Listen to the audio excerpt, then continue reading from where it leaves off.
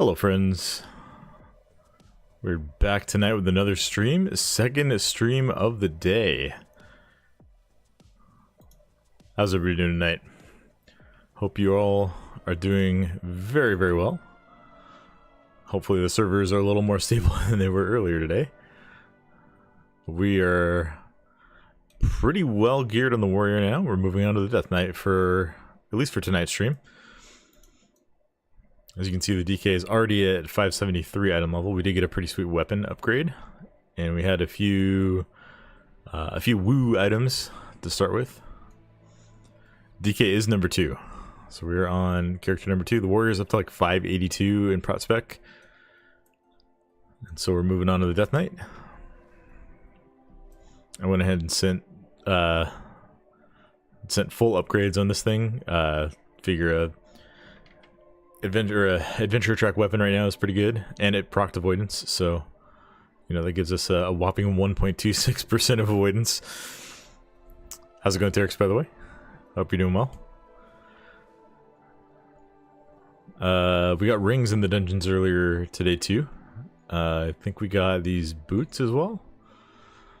I don't remember exactly what we got. We had a mix of like warbound items. I farmed out the necklace and chest in Hollowfell, and we just got a few more items, and then we just need some Valor Stones. So we're gonna get going here. Oh, sweet, perfect. We procced the satchel immediately into stream. Good. Picked it to sleep in. Nice, nice. Oh, it's Kalamazi. I didn't get to boop him. All right, here we go. Back in the meadery.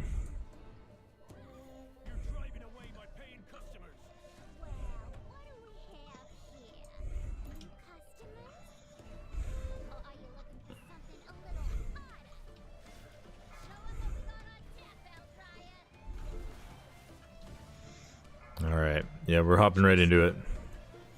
Normally I like to take a little bit of time to chat, but when there's a satchel, we have to take advantage of that. Those aren't always around.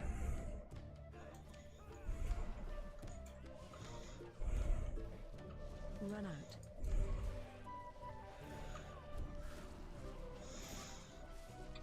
So yeah, we're just gonna farm Valor to upgrade gear. Now the nice thing is, like, we have the discount on every upgrade that we'll use Valor Stones for, not Valor points, because we've maxed out everything is 580 or higher on the warrior, so we'll get a nice hefty discount. It won't be nearly as expensive or intense to upgrade stuff to that level in the DK.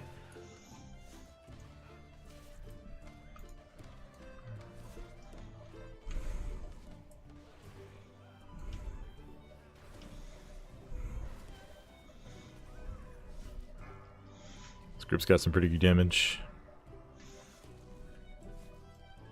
Yeah, we're just gonna have a nice good session on the DK tonight. Knocking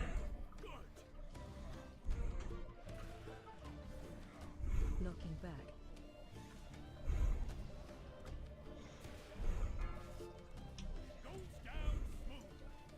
Breath incoming. Knocking back. I like this dungeon a lot. I'm really looking forward to it being a Mythic Plus dungeon in Season 2. Kind of wasted our Reaper's Mark there, but that's fine.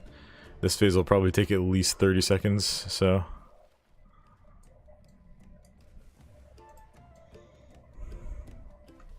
Did I not grab one? Maybe I started moving too soon.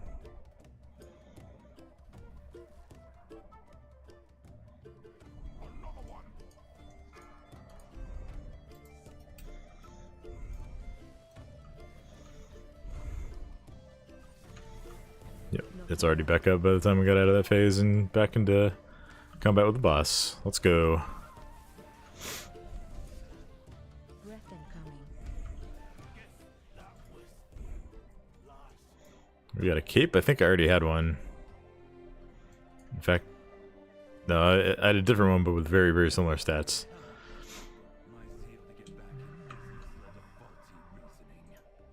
But those Valor Stones are going to be really handy.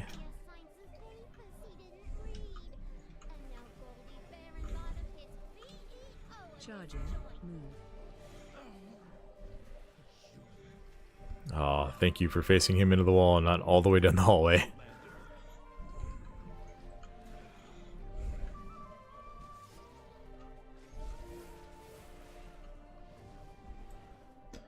Welcome, welcome everyone who's tuning in. Thank you all for choosing to make my stream a part of your night. Hopefully we can have some fun together tonight. Just doing some blood DK stuff. Charging. Move. Boo, meatery. What do you mean, boo, meatery? Hate all the sins and slows. There are a lot of slows in here, that's true. That's true.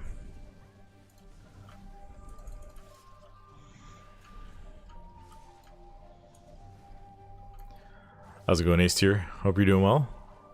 Thanks for stopping by for the second time today. Move. Good to see you again. Charging. Move.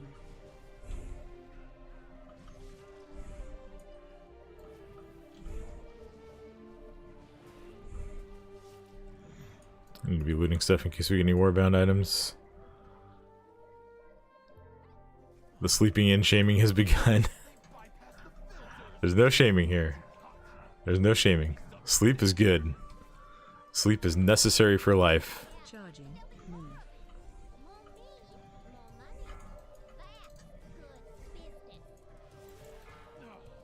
Let's just grab this entire room. Why not? What's the worst that could happen? Charging. Move. The entire group could die. I guess that would be pretty bad. I'm kidding, of course. Yeah, I got you.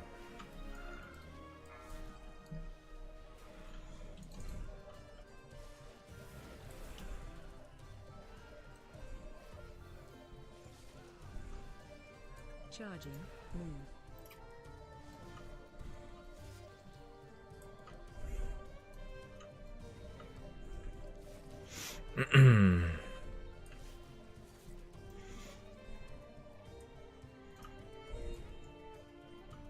Did we not pick those up? Come on.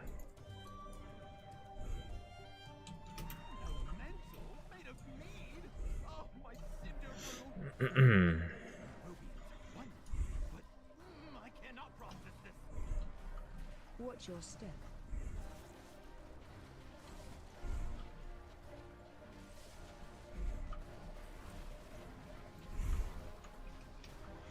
Now we need to make sure that those do not get to the boss because they give him a big old shield. Knocking back. So hopefully they get AoE killed. Or we could just kite the boss around. Maybe that's going to be the meta because these things are actually really slow. And as a DK you can just drop your D&D. Feels awful not standing in it to fight, but feels worse when the boss gets a health for like 80% of his total HP. And absorb for that much. This place reminds me of Stormstar Brewery and the Elementals. Yeah, very, very similar vibes.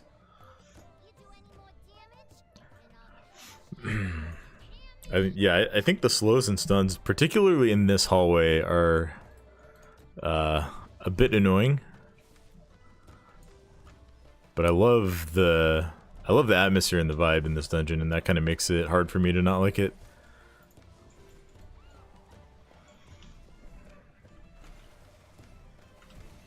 It's just so cool.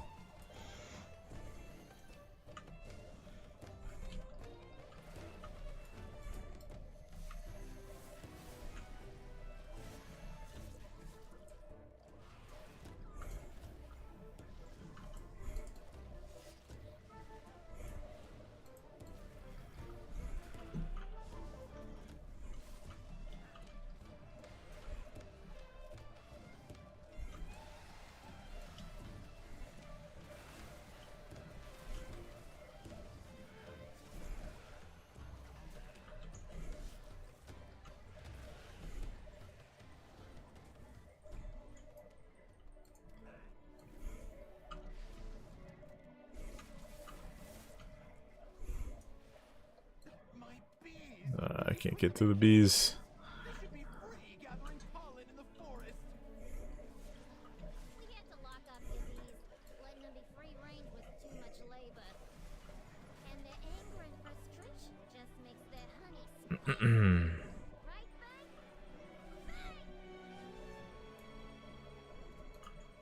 Oh, there's not a quest in here.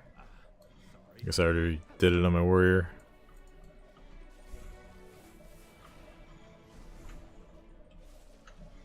I thought I did this one on my DK earlier, but I may be mistaken.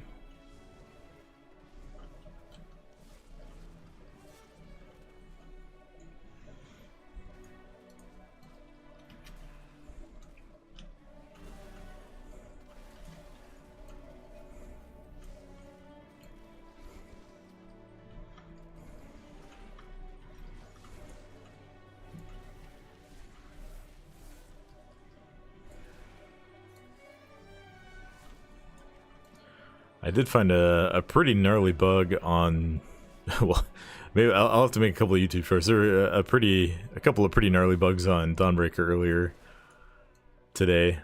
The first was I fell through one of the boats on my DK. It was like the first of the 2 boats that you have to go to like kill the Spread. kill the ads and drop the bomb, and I thought I was landing on the deck, dismounted so I could attack, and I just went straight through. The floor fell out from underneath me, Spread. and it was it felt like a 15 or 20 second fall before I died, but it may have been shorter. But then the really nasty one for Blood DK specifically that I found is it was not letting me summon Dancing Rune Weapon on the final boss.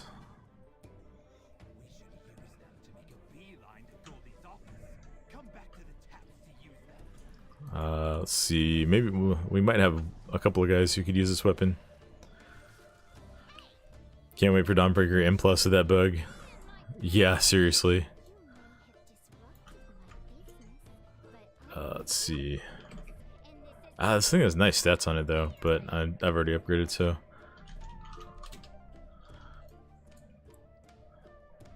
I got 2 people who could potentially make good use of it. Although I'm assuming Frost is probably dual wielding these days. Yeah, he's dual wielding. And the Ret's doing a ton of damage, so he probably already has a decent 2-hander. Yeah, he just hasn't upgraded it yet. Oh, the other DK wants it. Pass it after the trash here.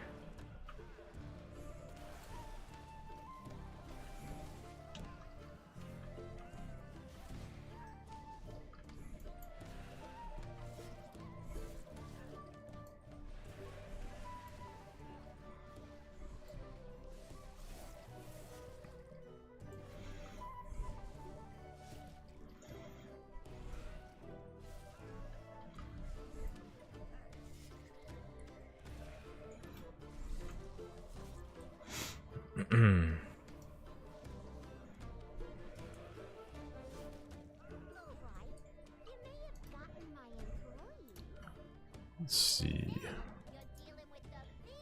Kind of looks cool though.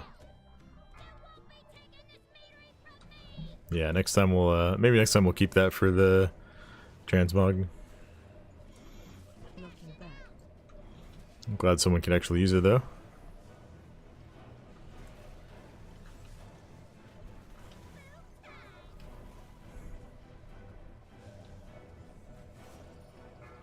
Knocking back.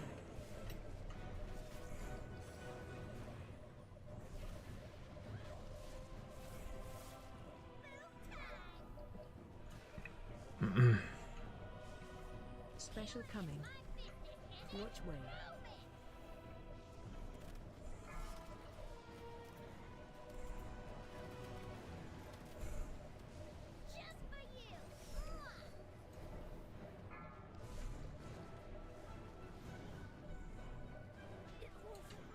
That was actually a very easy mechanic to dodge. We got our satchel. Have I enjoyed delves so far? They're alright. I don't dislike them. I haven't gone out of my way to like do them all. I've done some of them. I did one earlier today. I would say they're pretty fun. They're a nice change of pace.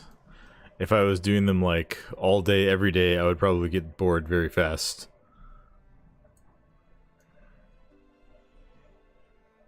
But I think as something to do like a few times a week, not too bad.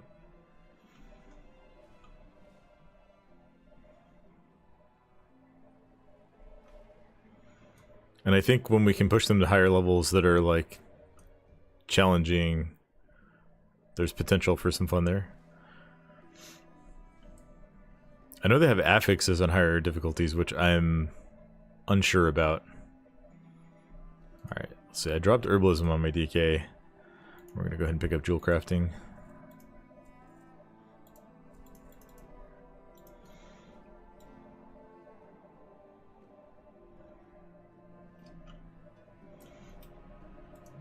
And we're just gonna... Actually, hold on, let me see if any guildies want to run.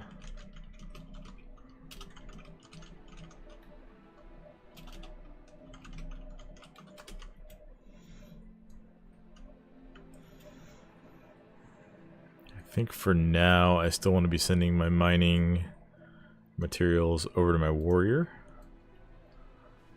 We'll just throw them in the warband bank. I wouldn't have to bother with mail.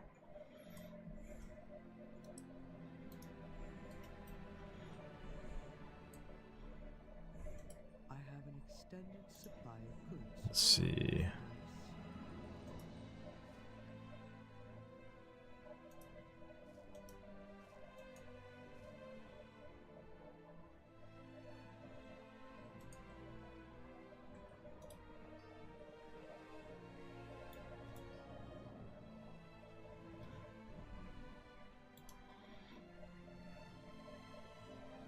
Looks like this is all old stuff.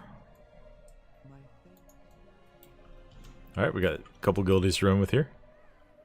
Oh. I keep forgetting that my DK is Alliance and almost everyone else in my guild is Horde.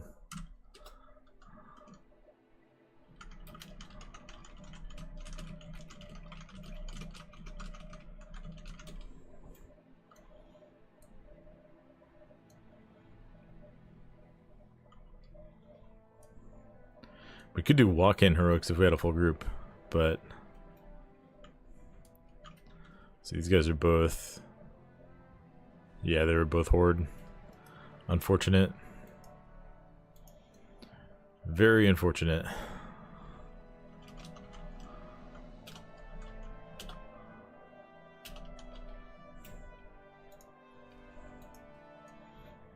I know they said they're going to remove that restriction, but can't come soon enough.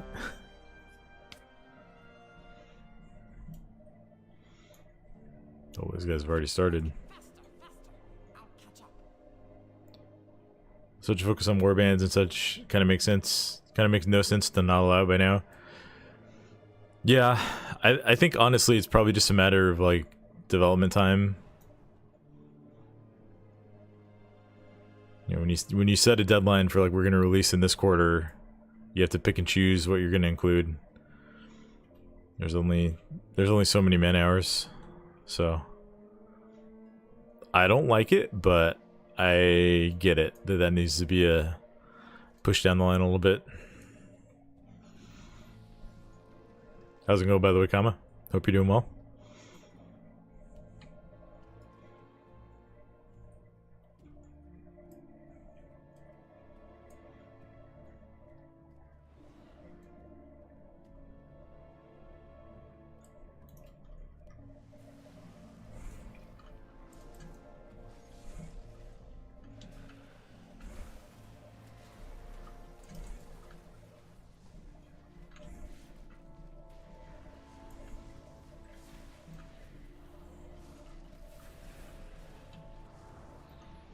Been doing rep work, so once I decide who I want, then I can buy the gear. Boring.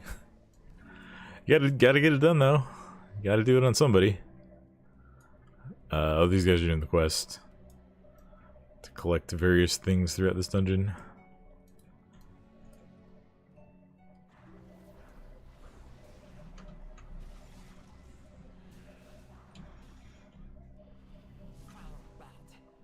Yeah, I still need to start working on the spider rep. That's the only one I've been procrastinating on. The others I have, at least at the point where I can buy the epic items. We need to farm some more resonant crystals on the DK at some point so we can go and do that. I have the chest. I bought the chest. I guess the helm would be a little bit of a minor upgrade because I did get a Warbound helm that started at 577. Can't play Blood DK, it's so hard. It's definitely like... it's harder than some of the other tanks for sure. It's easier to wind up in a really bad situation on a Blood DK than any other tank, I think. Except maybe Vengeance.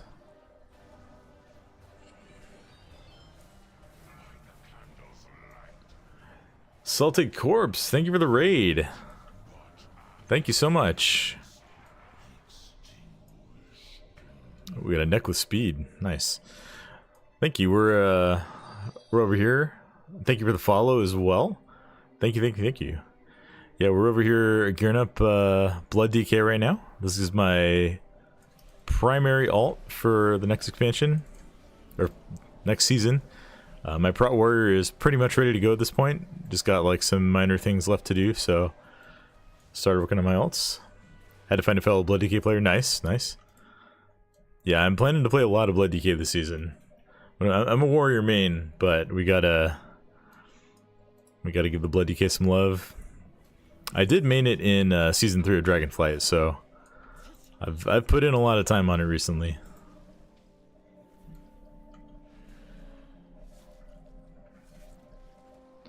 Thank you. I very, very much appreciate the raid and the follow.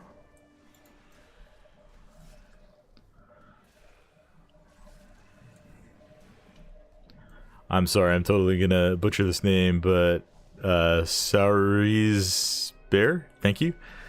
How's it going?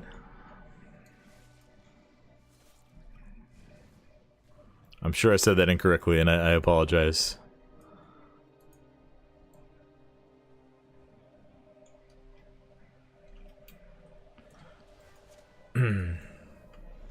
Yeah, I'm planning to play all the tanks to some degree in Season 1. I got them all leveled over the weekend. Blood DK is actually sitting pretty nice at 573 right now.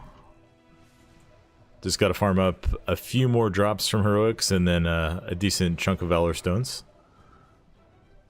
So, we'll get it done.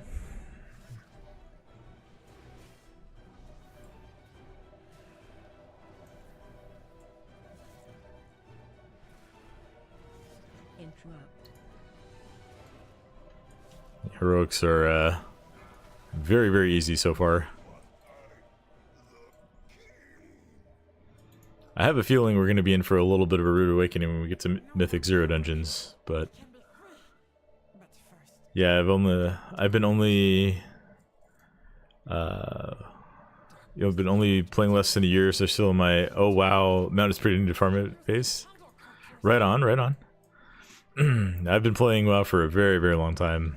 I bought it on launch day back in 2004, back when I was in college. Been playing, I've taken some breaks along the way, but I've at least played in every expansion, going all the way back.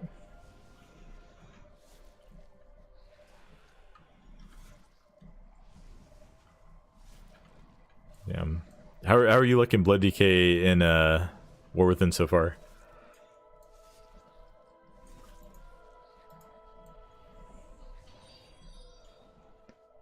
Zach Volden, thank you for the follow. Really appreciate it.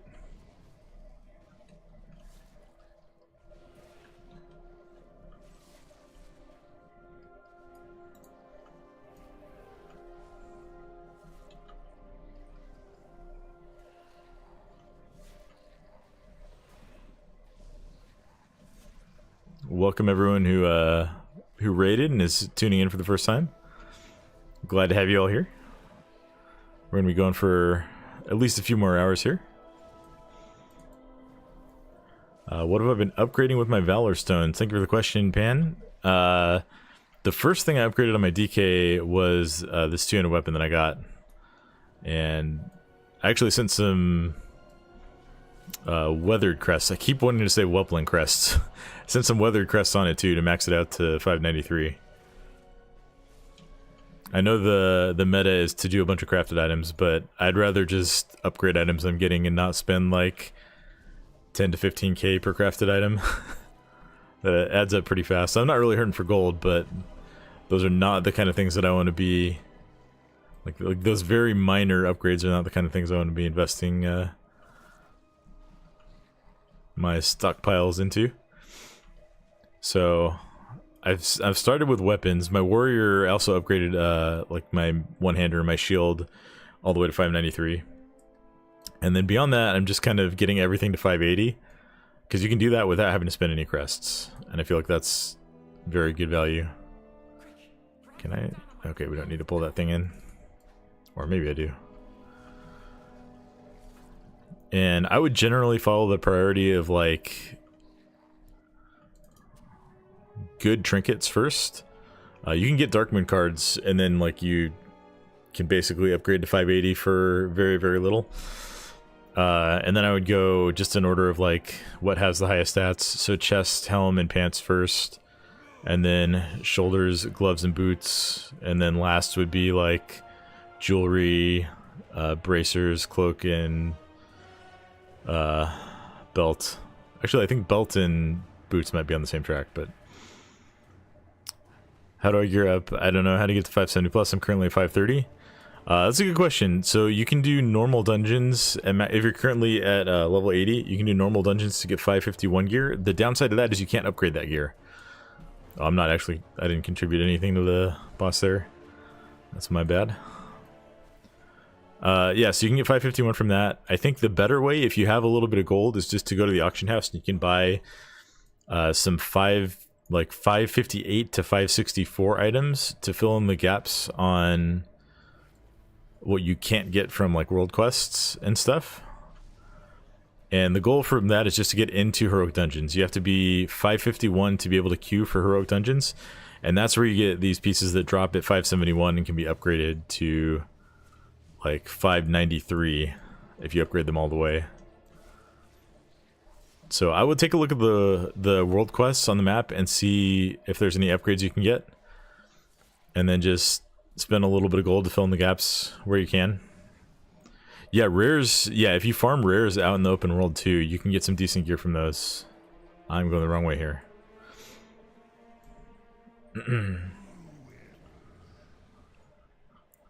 So it can seem like an impossible gap if you're 530 and you want to get to 570, but I think if you invest your time a little bit in a few different areas, you can make it go pretty quickly. Like my warrior was like 528 coming into the expansion and didn't replace a single piece on the way to level 80. And, you know, just a few days later is now sitting at like 582. And my DK was in pretty much the same boat. I didn't really replace anything while I was leveling.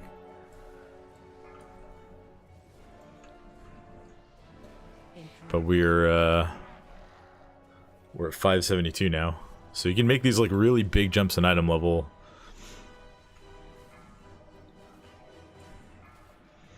Also, if you can get the first 3 renowned factions, so that's the Council of Donegal, Assembly of the Depths, and Hollowfell Arathi, up to 7, 8, and 7 in that order, you can get some 584 pieces that can be a really big boost to your item level. You do have to spend a lot of these resonant crystals. I'm realizing that is like right behind my face cam. The resonant crystal currency, you have to spend a lot of that to get those items, but I'm in the search bar. Oops. So I'm kind of trolling this group a little bit, but it's a heroic and they're kind of carrying, so. That'll get you some really good pieces. So like with the Council of Donegal, when you get to Renown 7, you can buy a pair of shoulders at 584. And then I don't know how to actually go back from that screen. With the Assembly of the Deeps at Renown 8, you can get a helm at 584. And with the Hollow Arathi at 7, you can get a chest at 584. And also with them at Renown 5, I think it is, you can get a 571 necklace, so that can also help you. And that's all stuff that you can do like out in the open world without without a group, without needing to rely on like queuing for anything.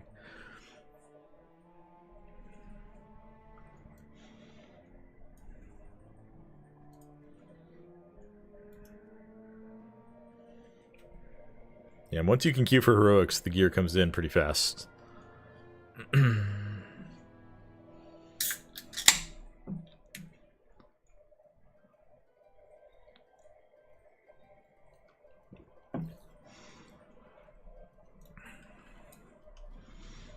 We're just gonna keep the heroic train going here.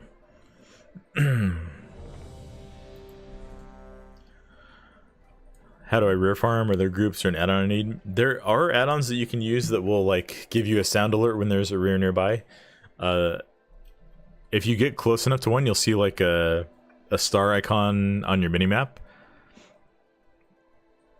And then depending on your spec, you may want to wait for other people to show up, because some of the rears do actually hit pretty hard, especially if your item level is a little bit low. If you're playing a tank, you might be able to solo like almost all of them. It'll just take a long time. You can probably also find groups in the group finder that are just doing like laps of each zone trying to get all the rares.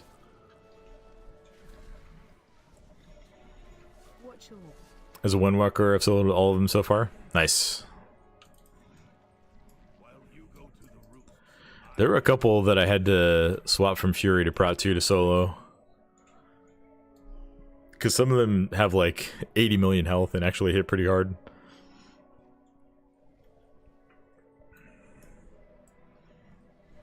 Also, my Fury weapons are not fantastic, but we'll work on those at some point. Alright, we're just gonna pull everything.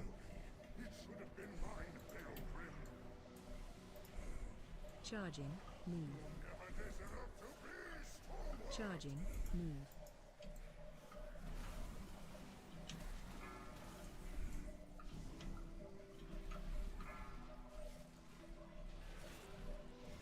So hopefully that helps you out a little bit, Zach. Charging, move. Yeah, I think the big goal, if you want to gear up before the season starts, is just get to 551 however you can, and then just do lots of heroics, because heroics both get you the items that you can upgrade and the Valor Stones that you'll need to upgrade them. Watch your step.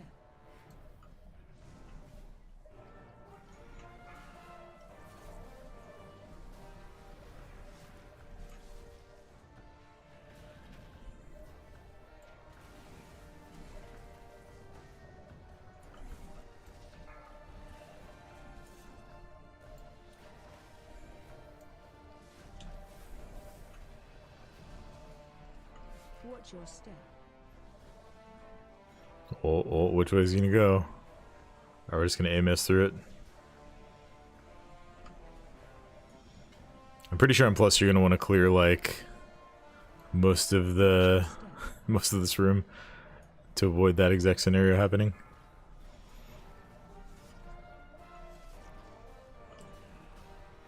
But we won't have to worry about that until season 2.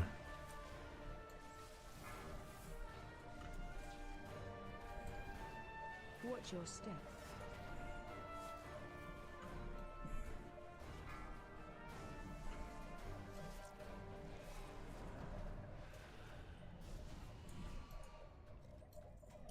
Ooh, we got some pants. Nice. With big haste. Love it.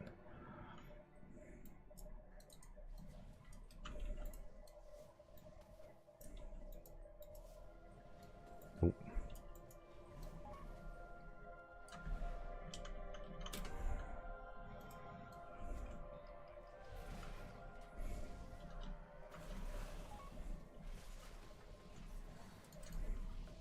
Pulling in. Range 5.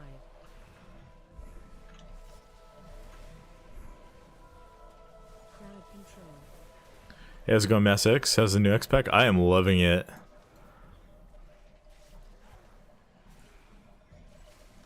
I am loving it so far. I think the dungeons are, for the most part, pretty cool.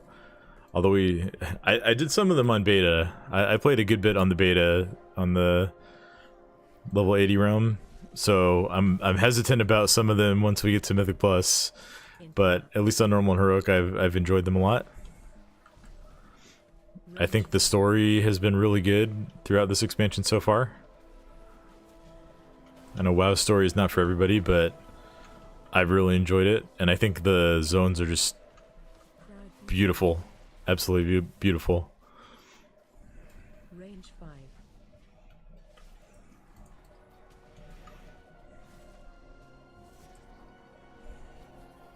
Range 5. It's been a big win for Blizzard so far, in my opinion. Range 5. Pulling in. Crowd control.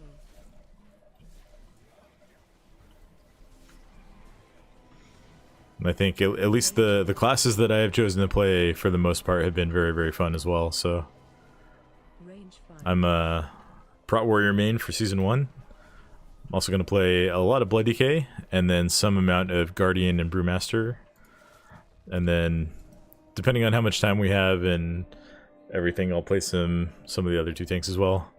I'm kind of watching and looking at videos and healers, trying to see if I want to play this X-Spec or not. I can't really speak to how it is for healers. The last time I healed with any like level of seriousness was like Mists of Pandaria. So, I mean, I've done some like healing in like a few Mythic Plus dungeons and stuff along the way, but nothing too serious. So,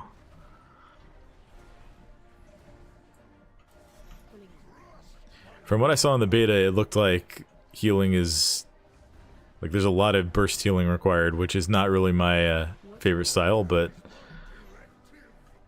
avoid Priest and Druid, other healers are fine. Disc Priest is really getting raid. Yeah, Disc is always getting raid, but then when you have to push people's health up on your own as Disc, it's a big struggle right now. I know that's not always been the case, but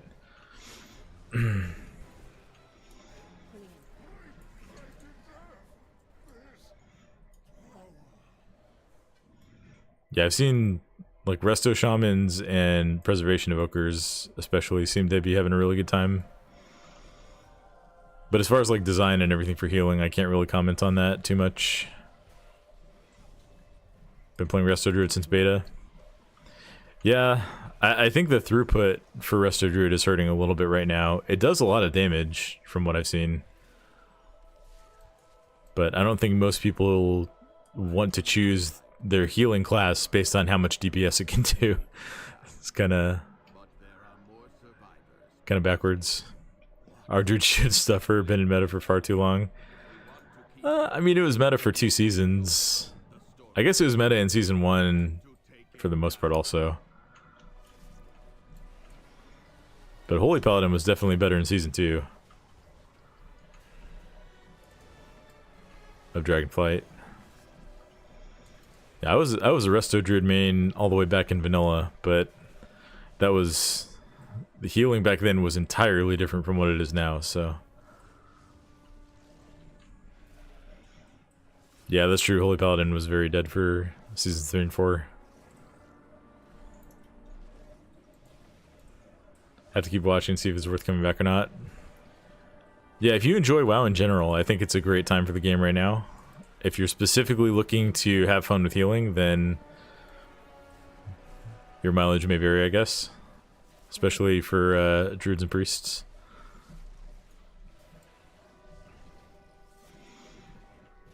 But I don't know, I always think the start of an expansion is kind of one of the best times to be playing. I think there's so many people playing the game, content is fresh, there's all kinds of wild shenanigans going on. Been playing WoW since you released 12 or 13. Nice. Yeah, I was already 18 when WoW launched, but I've been playing it since then. Crowd control. Interrupt. And when I was 12 or 13, I was playing a whole lot of Warcraft 2.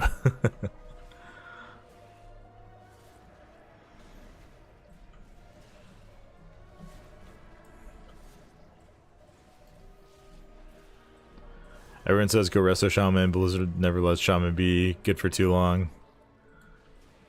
There's some historical accuracy there.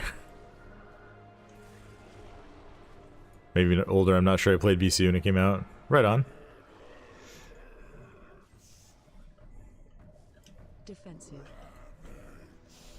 Oh, accidentally cleaved my whole group there.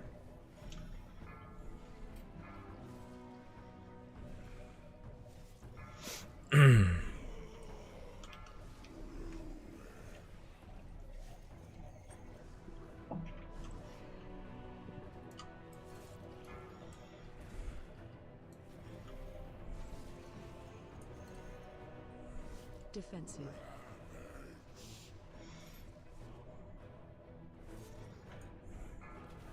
Watch your step.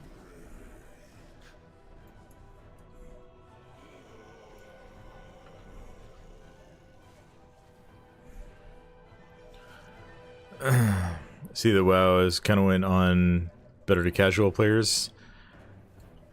I think there's definitely content for casual players now. Maybe to a degree that there hasn't been in the past. We got avoidance on this ring. But I also think like there's plenty of good in-game content for people who are not casual.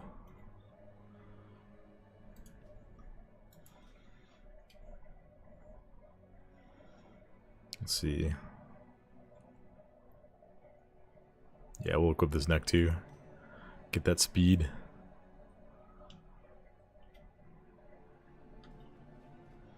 Let's see if these guys want to keep going.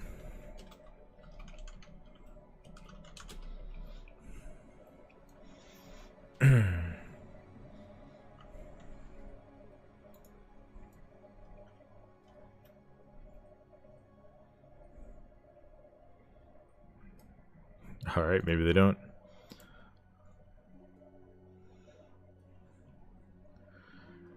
It would definitely be casual for me. I work so much, a couple hours a day. Play would be pretty much it. You can do a lot in a couple hours in WoW these days. But I hear you. I think there's more casual friendly content and more within than they've ever had before. So like just to give some examples, delves are a new system that they've added. So you can like see them out in the world. Like this one, Fungal Folly.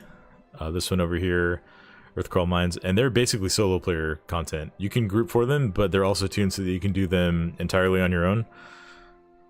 There is like a follower companion who will help do some damage, but they're designed so that you can go have a solo adventure in like I don't know, 10 to 15 minutes.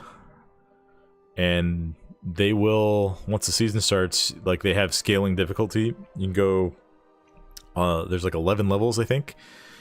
And if you can go to level 8, you can get heroic raid equivalent gear from your Great Vault every week. So that's pretty cool. Especially if you're a healer, you can definitely get some Mythic Plus done with just a couple of hours most days. So also they've made the game extremely alt friendly. So like we were talking about reps earlier, all the reps are account wide. So like you go and like, so I'm renowned 8 with the Assembly of the Deeps, which means all of these rewards I can go get on all my characters. So it's pretty cool. Thank you for the follow, MassX. Appreciate that.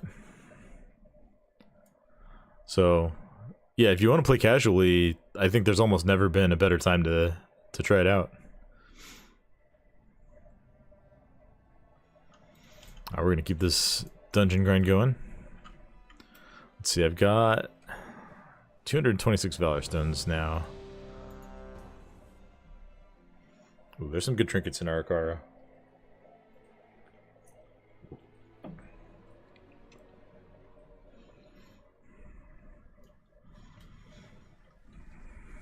Ah, first boss is already down.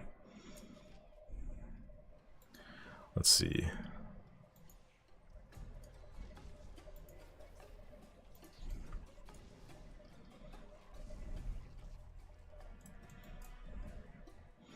Yeah, this trinket's pretty nice.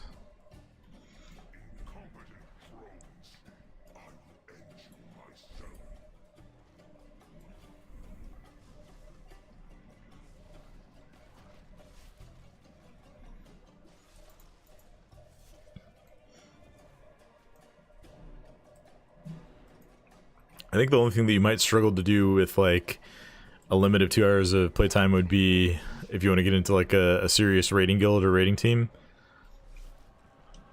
But there's plenty in WoW to do outside of raiding these days.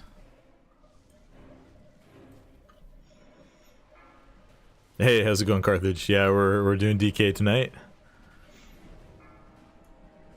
Gearing's going pretty well so far. Up to 574. I did have a little bit of a head start with some Warbound items, and then obviously I already had the rep for my warrior, so I was able to go get the chest and the necklace. And then I just need more currency to get the other 2 pieces. I think belt is the last non-adventure track item that I have. Well, and then the Darkwind cards, obviously. But those are fine for starting out. Once, my people thrived under the guidance of the Black Empire. Queen Nephris refused to reclaim that glory, but no more. Yeah, we're playing the slow class now. And the Black Blood will usher in a new age for Ashkahet. We're fast with Death's Advance up, but then it goes on cooldown, and we have to just waddle. These little dwarf legs can only go so fast, but they can carry us very far, so... let's just go... you know what? These people are taking some damage. We'll finish this up before we go to boss. Having been a monk, warrior, and DH so far, going DK has been a bit of an adjustment to the speed. Yeah, that's definitely true. You can't be jumping and zooming nearly as much. Death Grip is pretty sick, though. Death Grip is pretty sick. Watch your step.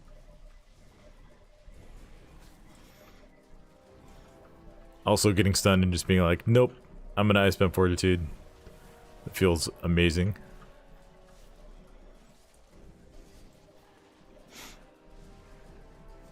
Just gotta play Rider. How's it going, Soul? I mean, Rider's great, but they don't let us use that with blood, so... You know, what are we supposed to do?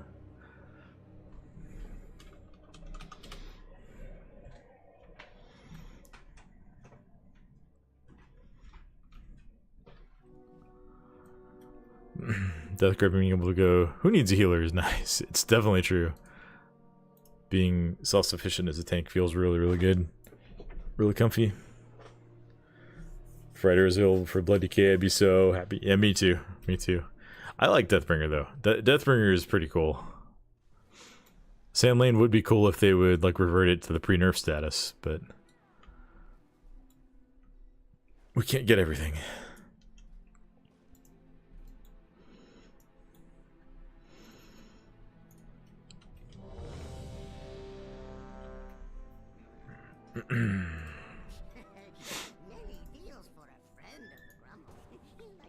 Deathbringer's a blast. Can you learn how to play it? And getting massive AoE burst is nice. Yeah. Just the wild damage you can get from Blood Plague on it is really, really cool. I can get it ticking every 0.9 seconds right now. Between all the Deathbringer talents and then when you hit consumption. So, very, very fun. Very good gameplay. The City of Threads. We just need a belt at this point, and then we just need lots of Valor Stones. Let's see. I'm not gonna bank on us having an engineer, so we're just gonna go here.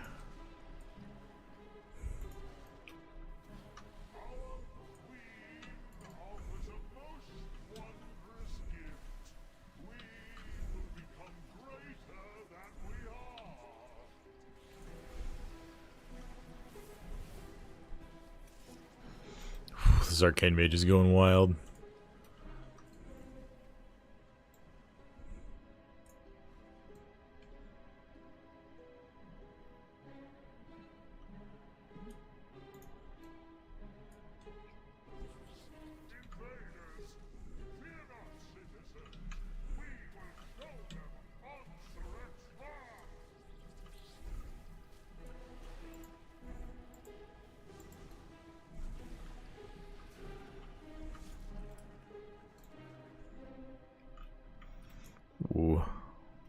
Got a few BOEs here. I have to the auction house at some point to sell these. Oh, did I? I really kicked one of these scarabs.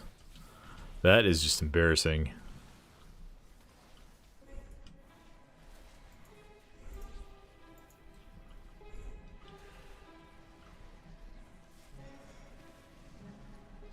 Hey Trent, what is it that an engineer is used for in this dungeon? I don't know if you can see any of them right now, but there's like these kind of like holographic projections. Oh, you can see one like over in the distance over there of Queen Ansurek. And if you have either an engineer, a priest, or a rogue, they can interact with it and give your party a 15% damage and healing buff for 30 seconds. And I think it's also like 50% movement speed for 30 seconds. So you can use that to do some pretty big pulls. At least you'll be able to in Mythic Plus. In Heroics it doesn't matter, but it's just kind of nice for that first pull. Get through it a little bit faster.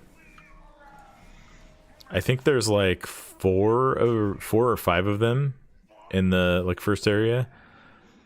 So the meta for Mythic Plus might be to do a lot of your trash count early in this dungeon, kind of pulling around those things to get the buff. But I think especially with the first one, you're going to want to do like a double or triple pull with the buff and then Bloodlust. Get it on cooldown pretty quickly and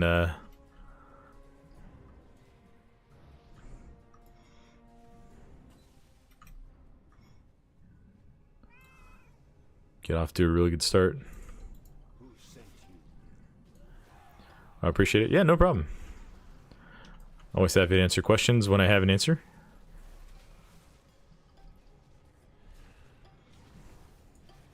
And yeah, it's an engineer or a rogue or a priest.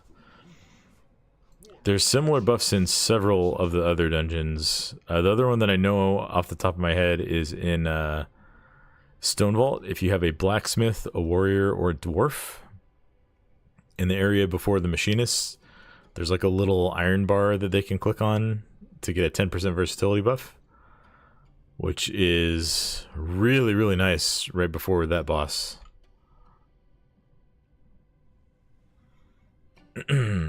Alright, here we go.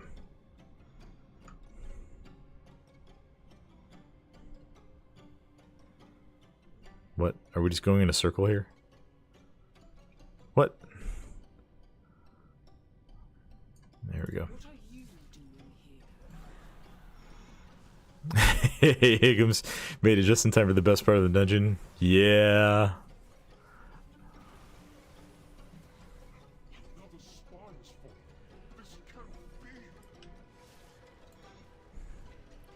Just in time.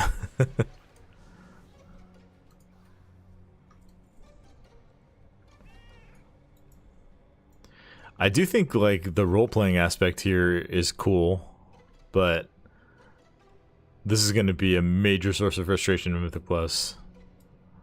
Did I see one? I thought I saw one, but I think it was just someone on their mount. Playing a Dark Iron Dwarf Prot Warrior this expansion, so I've been trying to learn tips. Nice! Yeah, I'm also a Prot Warrior main, although mine is an Orc right now. So...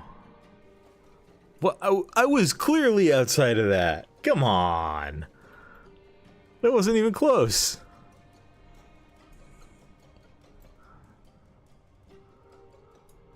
I object. I object, sir. Bust out the VAR. You can see that I was like 2 yards outside of that circle. But yeah, so any questions about Warrior? I'm happy to answer. I'm actually working on a Prot Warrior guide for Season 1 that I hope to have coming out in the next couple of days.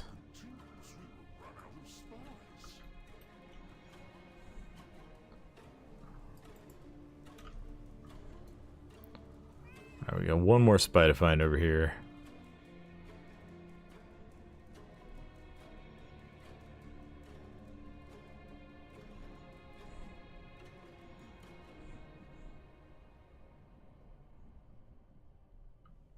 Oh.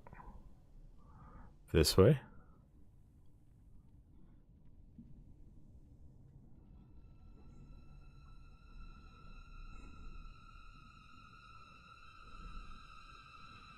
not up the stairs. I guess up the stairs is fine because none of these true sight mobs pad up the stairs. Where were you assigned?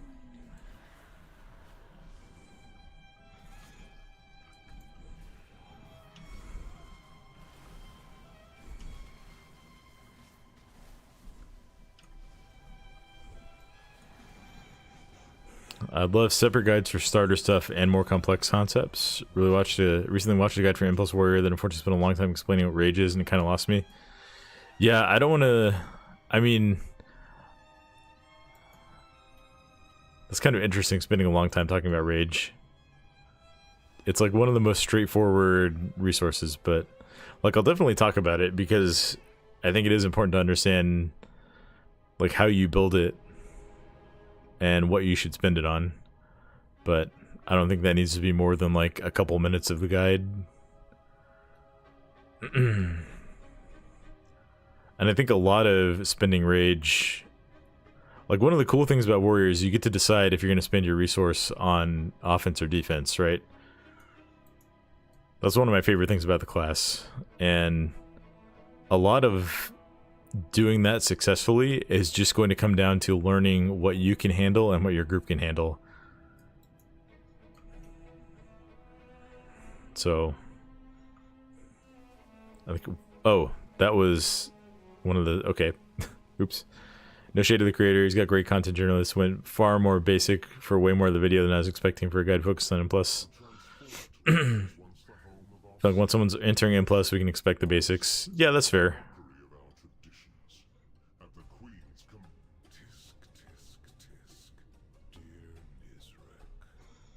Yeah, I definitely don't want to like throw shade on anyone or shame anybody, but hey, how's it going, Frank? And how's the gearing going? It's going really well. We're at 574 in the DK now. Warrior is 582.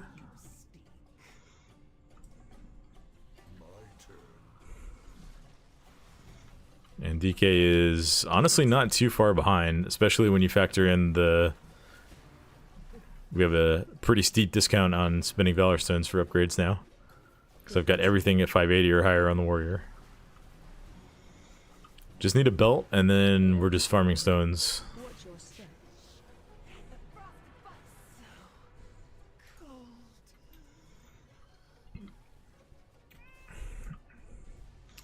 I could just craft a belt. But unfortunately crafting orders are down right now, and I decided I'm going to go jewel crafting on my DK.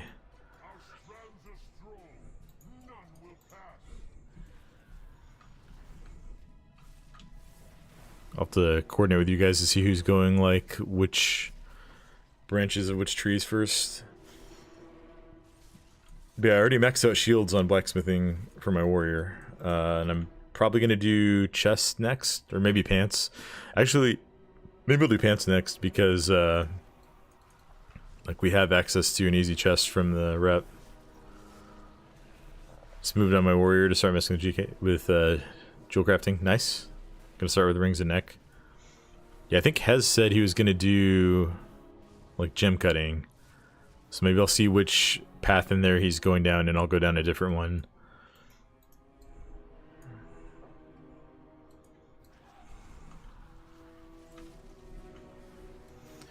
I wish they make the number of public orders you can do vary based on profession. One a day makes sense for weaponsmith, but enchanting crests, making crests for 500 1k gold a pop once a day is not enough. Yeah, that could take a look at. They could take a look at balancing that, I think. I mean, I guess the workaround is just to like offer your services in trade chat and ask people to send personal orders, right? Or do guild orders.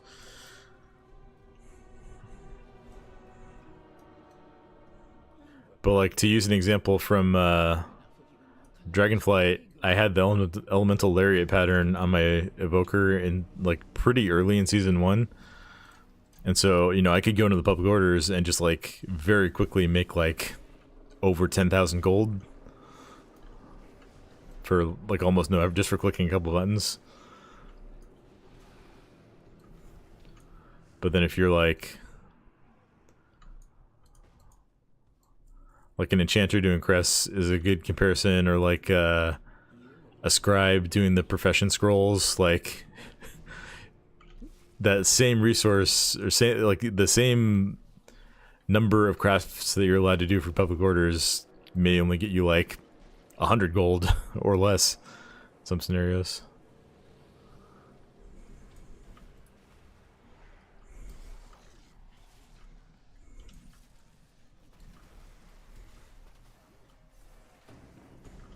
Help soak.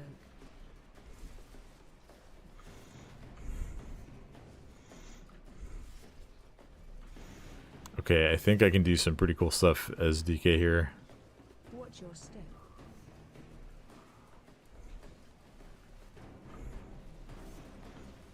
I guess it really doesn't matter on heroic, The pursuit of perfection can be but you can solo soak a bunch of those with AMS. but worthwhile. Full premium. Nope, this is a full this is a full pug. I was gonna do a guild group and then got a couple people in and realized that this is one of like a handful of alliance characters in the guild that I'm on right now.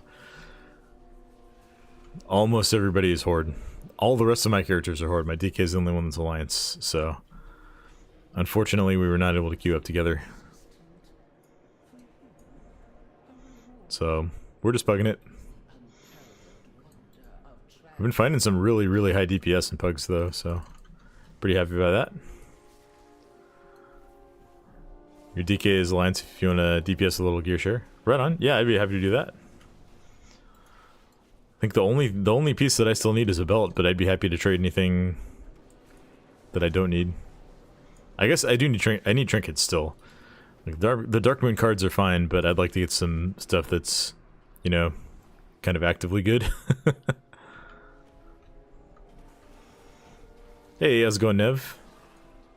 We're having a good day so far. Had a little bit of an afternoon stream in earlier, and now we're here at our normal time. I'm gearing up my blood DK. We're at 574. Warrior is at 582, and kind of done outside of spinning crests. Which, I don't know, I haven't decided when I'm going to send the rest of my weathered crests. AOE incoming. I did send some on Stand. a couple of crafted pieces and then upgrading my weapon and shield, because I felt like those are kind of really high value things to do. Killing it? Yeah. Yeah, I'm happy with that progress so far. Is that a belt? That is a pole arm. Maybe the warrior needs this. Let's see. I thought from the icon that might have been a belt, but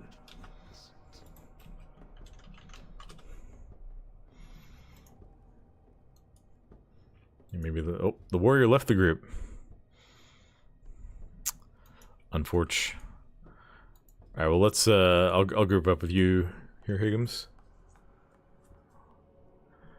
Run some heroics together.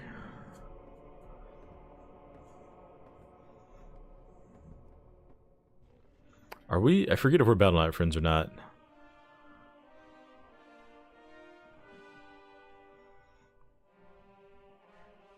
I will DM you my B tag real quick on Twitch here.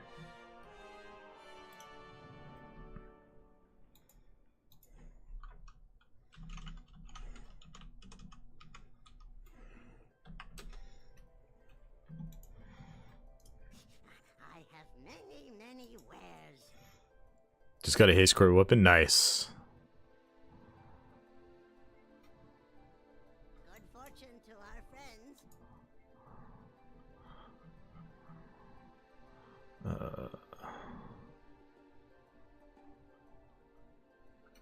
Alright, just let me know when you logged on and we'll get you in here.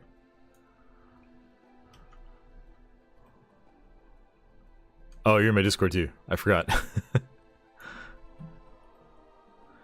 For those who haven't joined, we do have a Discord server.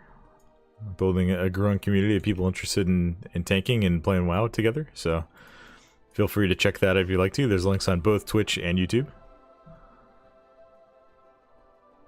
Wait, wrong place. I don't want to upgrade anything yet.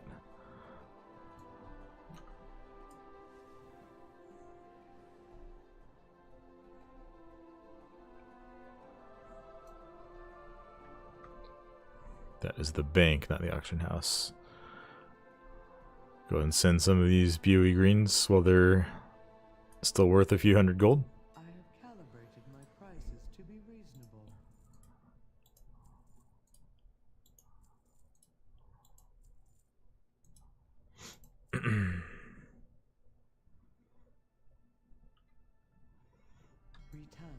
Am online, not sure why it isn't showing. I don't see online as friend in your list either.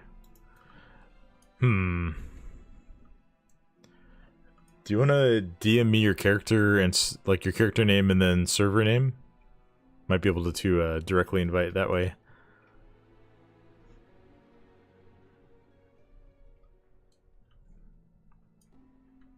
Cool, I'll just copy that.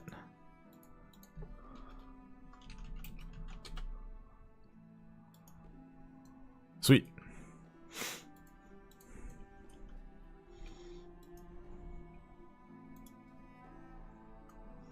Area 52 best server.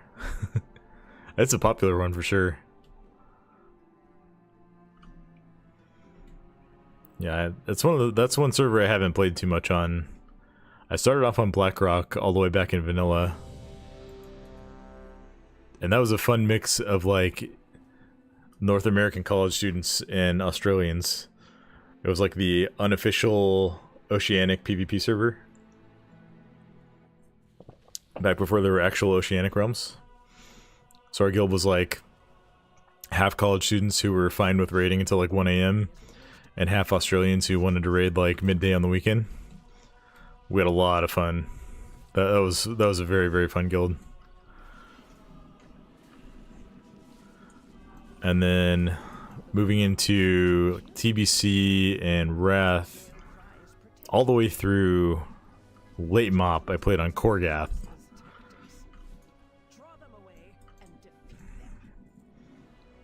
And Korgath's like when I first started there, it was like a pretty good balanced 50-50 PvP server. So that was pretty fun. But over time it just got more and more and more alliance dominated, and I was playing Horde at the time. And it got to the point where like we couldn't even recruit people for our raid roster because it was just like 85% alliance, something like that. So we transferred the guild to Mal'Ganis at that point because we didn't want to go to Illidan. And Mal'Ganis was a very high population Horde server.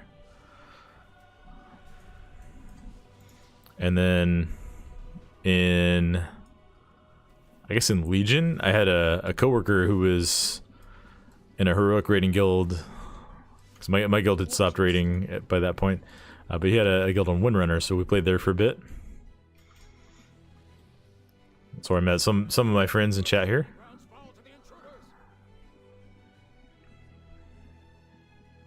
Mal'Ganis back in the day was nuts. Yeah, it was cool. That was a fun server back then.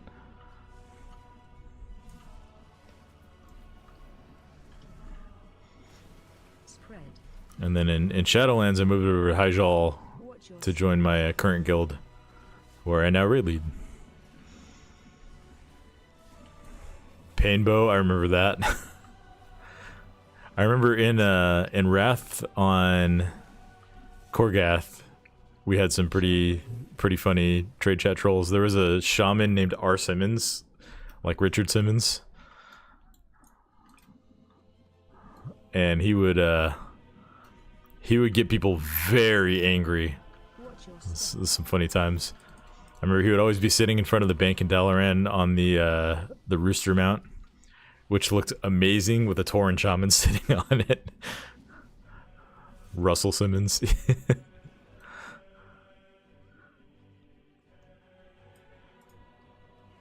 Used to write on Thrall with Racer X. He has YouTube videos about him. Nice. watch your So yeah, that's a little bit of my server history.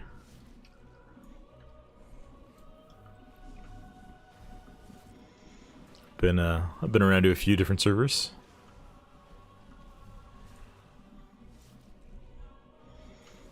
And server communities are very quickly becoming a thing of the past.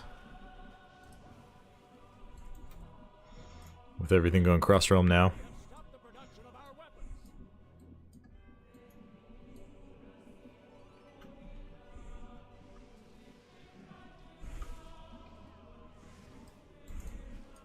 Defensive.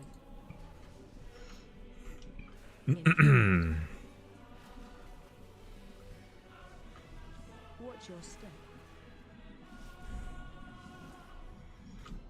Defensive. Alright, we can easily do this with just 2 up on, or just 1 up on heroic. I imagine on plus you're almost always going to want to take out all the lieutenants, Defensive. especially once you get to tyrannical keys. Watch your step. Interrupt. It'll be interesting to see what the MDI strats in this place look like. I guess it'll probably be a great push in Season 2. I don't think they've announced that yet, but that's what they did in Dragonflight. Defensive.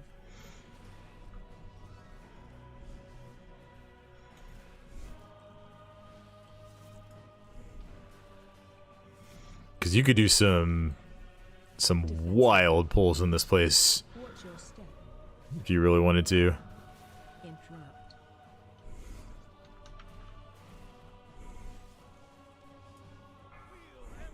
Defensive.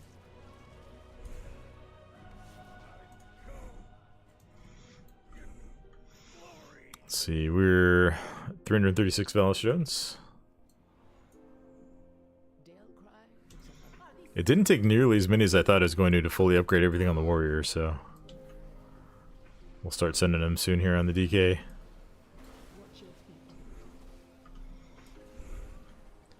I think not having to spend any, at least for now, on helm, chest, and shoulders is kind of big.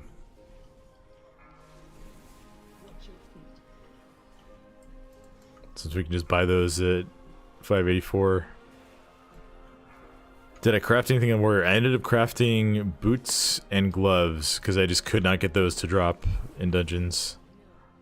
And then I think immediately after crafting them, when I went back to farm Valor Stones, I got boots, of course. Soon the true faithful will arise, and the Arathi will be mighty. Watch your step. Watch your feet. Watch your step. But other than that, I haven't crafted anything yet. Watch your feet. How was the last low slot on my druid? So I'm doing the rep for assembly while leveling with DK. Nice. Yeah, that was the last one that I got to. Baron, demonstrate your worth. But for my DK, I actually had a 577 Warbound helm, so that got us a nice little head start. I think I had like helm, shoulders, and gloves Warbound at like 571 or higher. I think these were Warbound. Watch your step. I know the gloves were. So that was a nice start. Interrupt.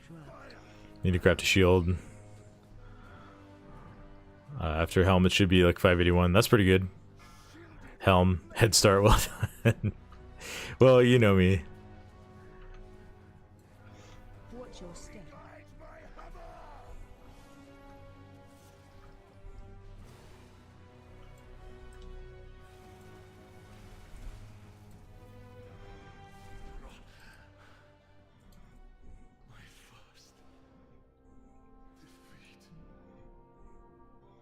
Okay, I don't even know what dungeons drop belts. Maybe we just need to spam run a specific one. She has always preached of the strength of the Emperor's will, but to turn against us is madness.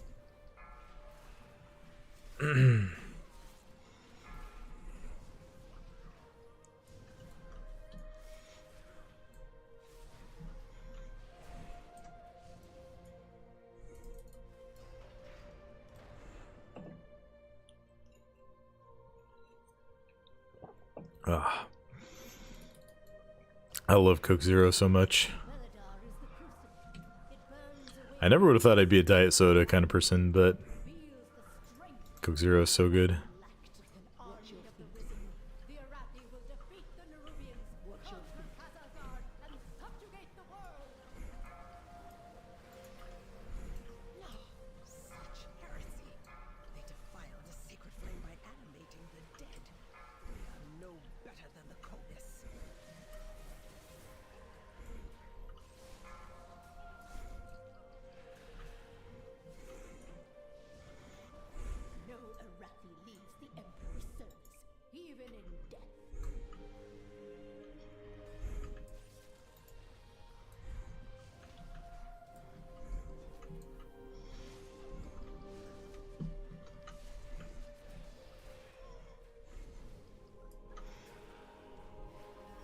Oh, I think I have a thing here that gives 100 Valor Stones too.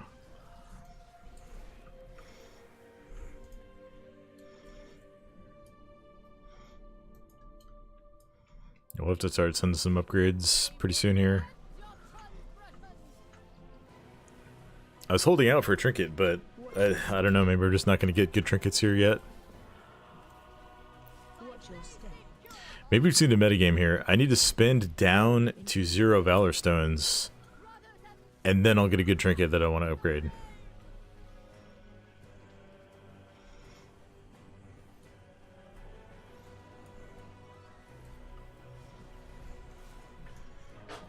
Watch your feet. Interrupt.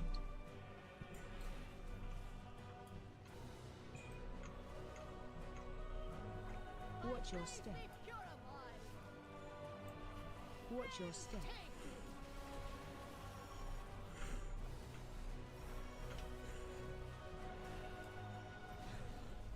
The Empire will see you burn. All right, yeah, let me go upgrade a few things here, and then we'll keep queuing. All the trinkets seem like they're garbage. I think some of them are alright. Except a couple. So, I mean, I haven't looked at the number tuning, but I think this one's kind of cool. So it has baseline haste, which is nice, and then you get a strength proc, and it also does... I mean, the damage on that is actually really, really low. I don't know how many eggs actually proc, and they hatch after 1 minute, so maybe that's actually really bad. Because in a dungeon, like, it's gonna hatch, and then you're gonna be like 6 rooms away when it finally hatches.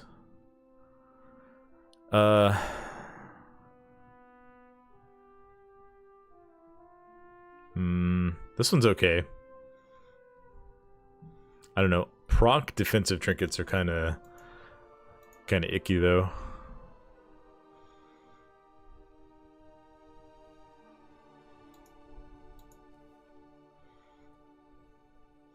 I don't know how I feel about these ones that don't have any base stats on them.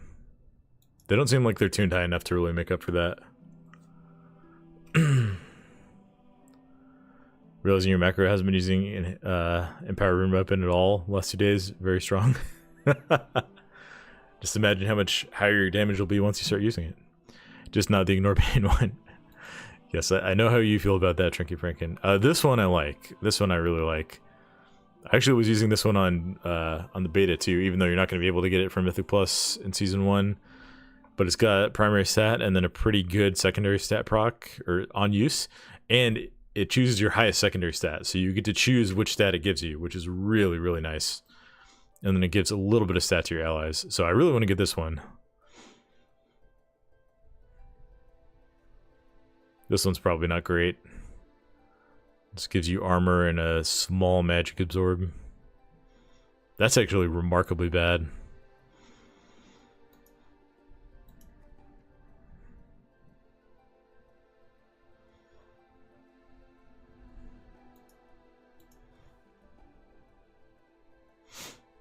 Okay, I don't know what the Earth and Allies do, but this one could be good. But this is going to be a Season 2 trinket, so...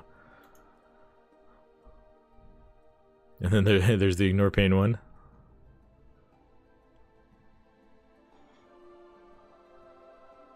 This one's good if you like Mastery. But yeah, I guess overall the dungeon trinkets are kind of disappointing. But there's some good ones in some of the returning dungeons at least. Okay, we're going to be able to upgrade a couple of items here. Let's do pants. I'm not going to do helm or shoulders because I am going to buy those. So those would just kind of be wasted Valor Stones. So we'll go ahead and do boots next, or gloves next. And then we can also do boots. No. Ugh, I sent it too early.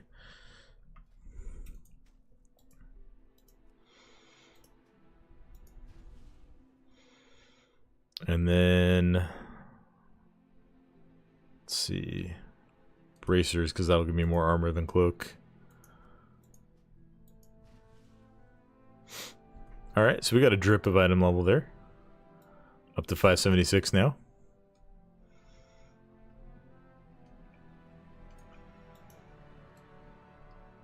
get your free flight stones. Oh, I have this thing. I think I picked up most of the... Oh, I already did that. The next one is to, this one is to turn...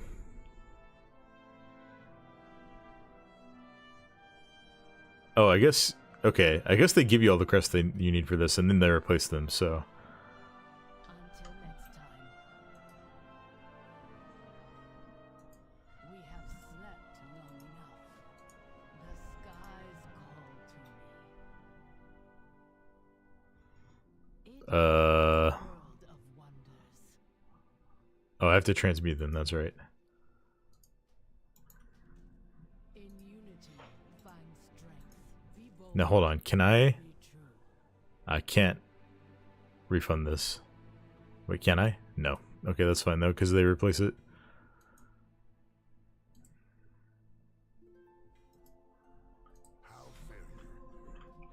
I think I was trying to outsmart the system and I was just being a dummy.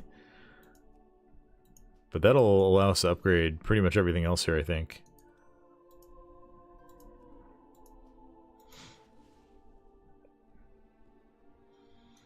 And then cloak. Oh, I'm gonna be just short of upgrading neck all the way here. Yeah, we're gonna be like 3 stones short for the necklace. We just go kill one more dungeon boss and then we can do that. And then of course we'll need more for the belt once we get it, and a little bit more for trinkets. But alright, we're at 578. Looking real good on the DK. We will do some more keys until we get fully kitted out here. Things are looking up.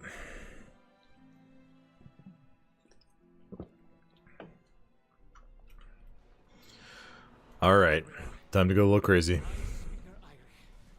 Or is it just Irish now? He swept from the Hall of Awakening into the Stone Vault. He's probably running like a frightened mouse. Wee, sleepy, cowering, timorous beastie. Watch your step. No, didn't get... Okay. I can dodge the fear. There's another one. Where is it? Watch your step. I literally can't see it because there's too many nameplates. Shockwave.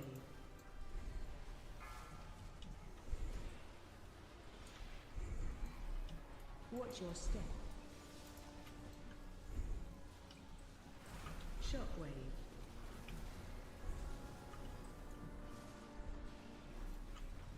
I love that pull. That pull is so fun. Shockwave. Even if you do let the fear go off. What's this? Is that Gollum fused with something else? Titanic earth and technology enhanced with magical augments. Brilliant.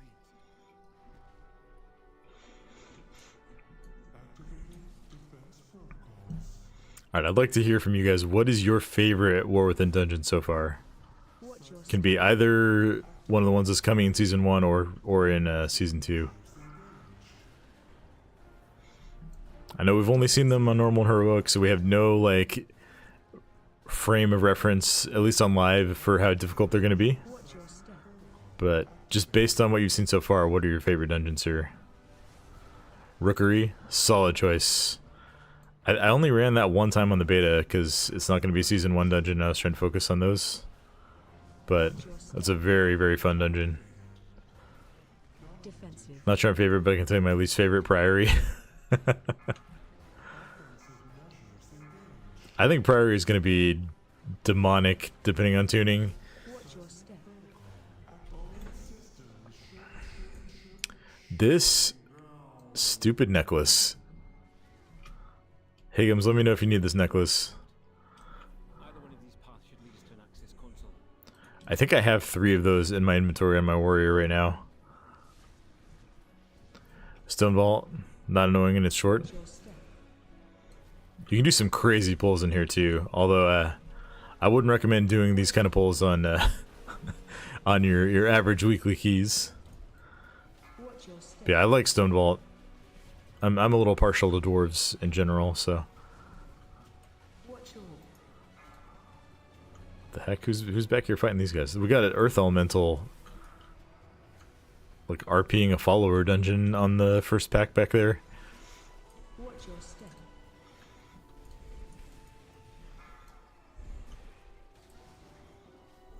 I like Stonewalled a lot. The one thing I will say is, like, watch videos on this boss fight, the Master Machinist, because it is going to be difficult on Mythic. Let's just say that.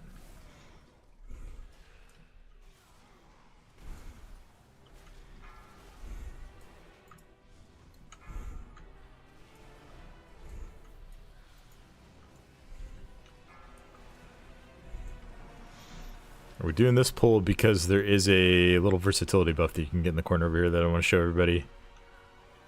I showed it last night, I think, or it might have been earlier today. If you watch the beta streams, you probably saw it then, but this is really, really nifty. And it'll be really nice for the upcoming boss here on Keys. Watch your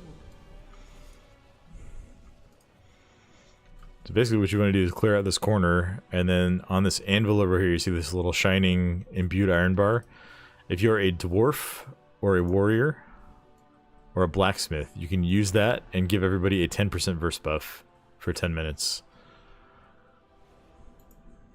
And getting 5% damage reduction on this boss is actually going to be huge in Keys. So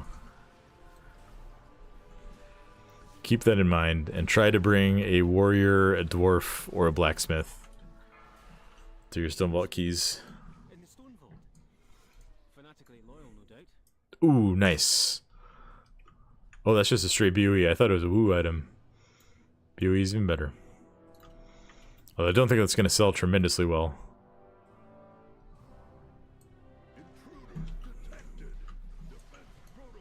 interrupt one.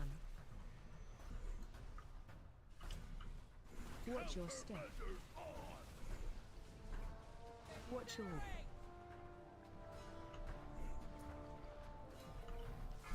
Run to edge of room. Defensive. Yeah, this boss is going to destroy a lot of pugs early in Season 1. Interrupt 2. Watch your. Defensive.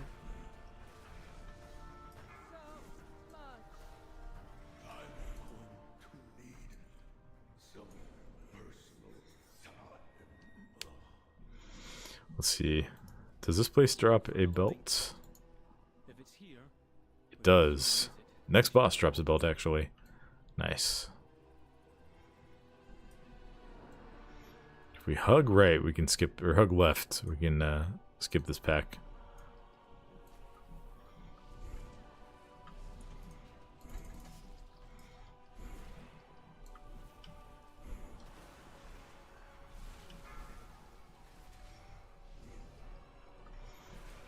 Percent, yeah. Yeah, we need the count. I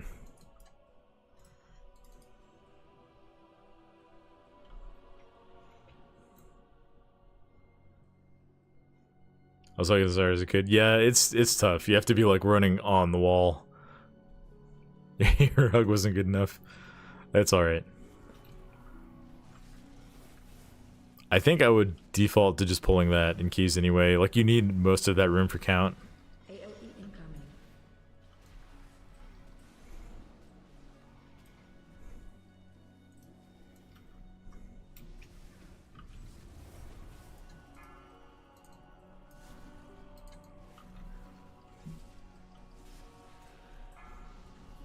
Watch your step.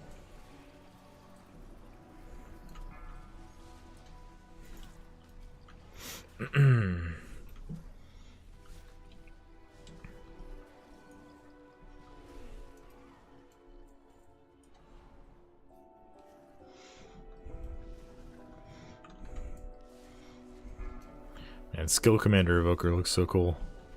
AOE incoming. This guy's doing 1.25 million DPS on 3 targets. fascinating. Watch your step. It's pretty crazy. Watch your step. AOE incoming. Watch your step. Defensive. Watch your target change. Watch your step.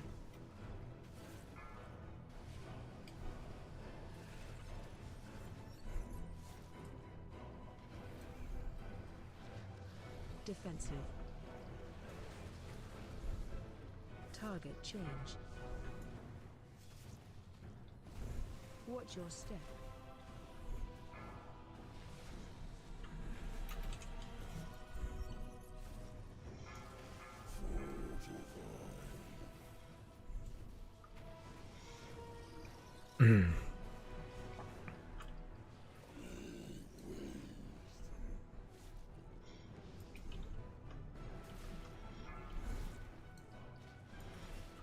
Plater does not like that ability. I just got spammed with like 10 errors while he was casting that shield. Look for a service tunnel nearby. You should be able to take a Did not get our belts. back to central processing. Well, that's alright. I'll have to see what other dungeons have a belt.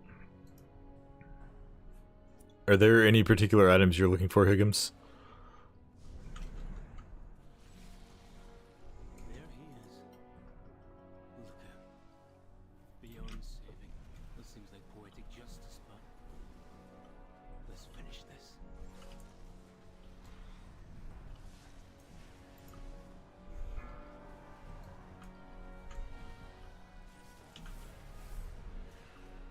Attack totem.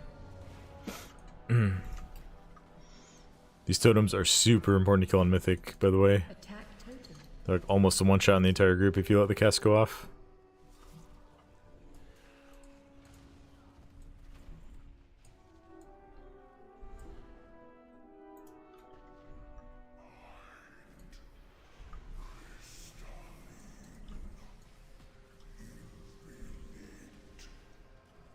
Attack totem. Attack totem. Attack totem.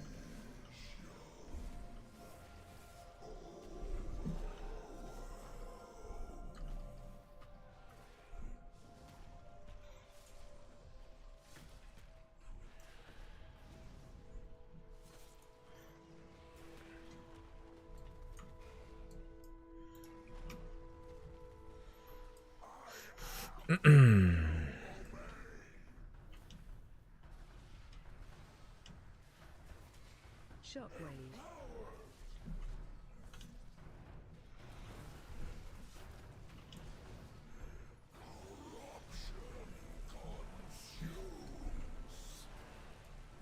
Spread.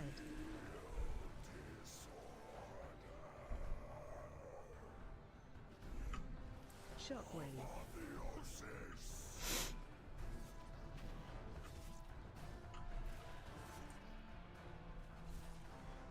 Spread. I should probably... yeah, it doesn't matter. Boss is dead. I've got a one-handed sword.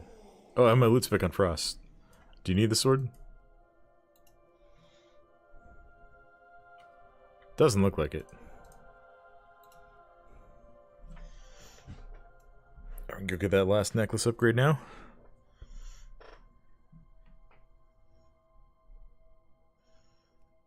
Oh yeah, I don't need it. I don't really intend to play dual wield Frost in the near future.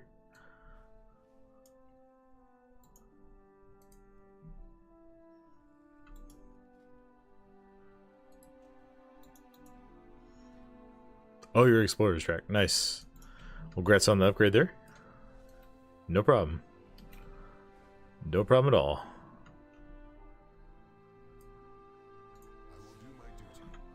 Alright. Alright, so we just need a belt, and then I need to farm out currency for Helm and Shoulders, and then the DK will be ready for Season 1. Oh, we need to transmog. Got some clown pants going on here. I'm really liking this hammer that I got. I put the Wraith Chill enchant on it. Kind of matches the Mage Tower set. I feel like a hammer in a dwarf's hands is just iconic. Yeah, Rachel's sick with this armor set. Dawnbreaker and Rookery drop plate belts as well.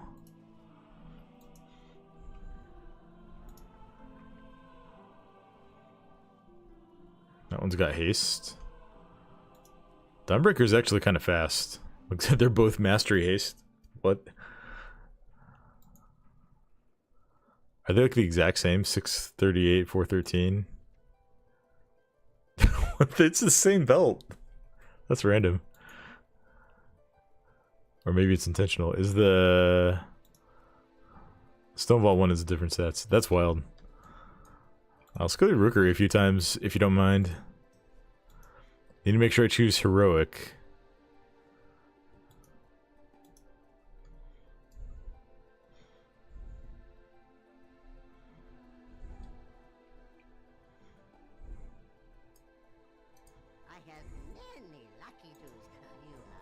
Let's see. Did you need this necklace, by the way? Just reinforcing super fast. Right on. Right on.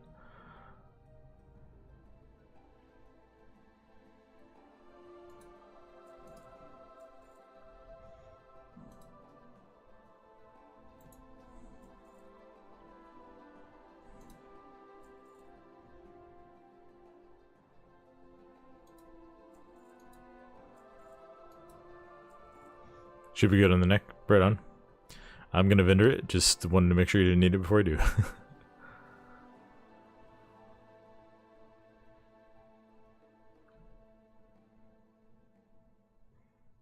Probably don't want to vendor that one. I don't know if you need it for the quest line later on. These gloves have haste, so maybe we'll upgrade those at some point.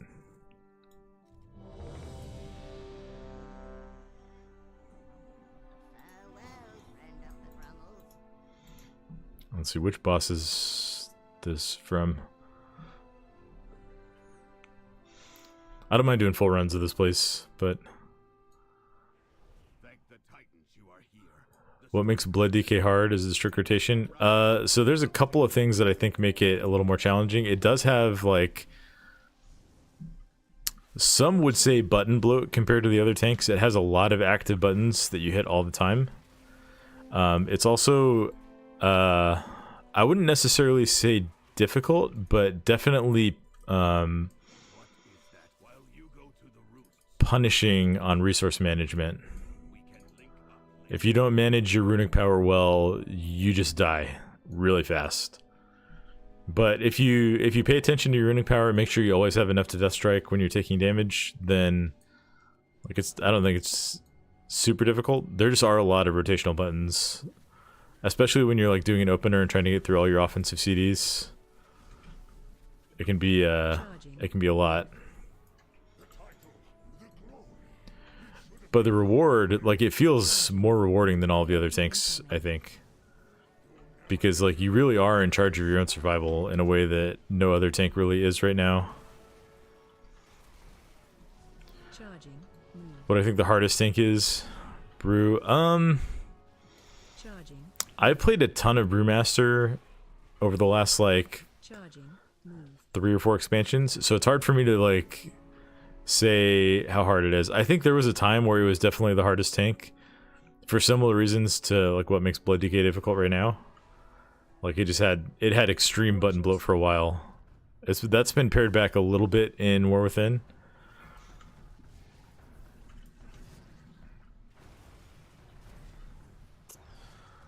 Let's see. I think several tanks are hard in different ways. Like, Blood DK can be hard because if you make a mistake, like, it's the least forgiving of all the tanks, I think. Vengeance can be hard because, like, the playstyle is different and you have to learn, like, when you need to kite a lot earlier than other tanks do.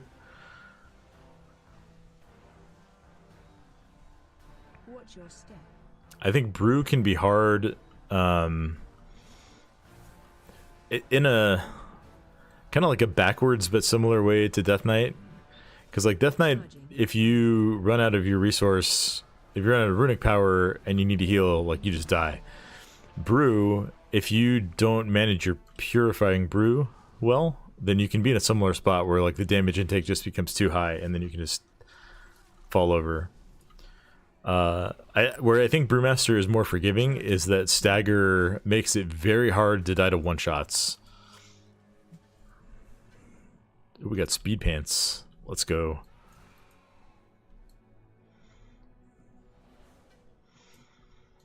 So I would say, as far as like difficulty for tanks, on the easier end of the spectrum would be like Guardian Druid, probably Prot Warrior, maybe Prot Paladin. Prot Paladin has like different things that make it challenging. Oh, we lost our Shaman.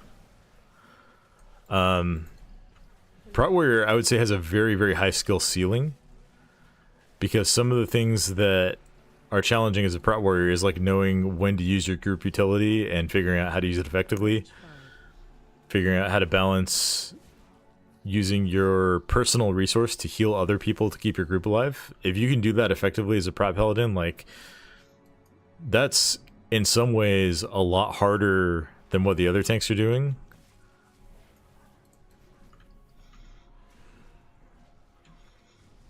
But as far as just like base toolkit and like rotation and everything, I don't think Prot Paladin is particularly hard.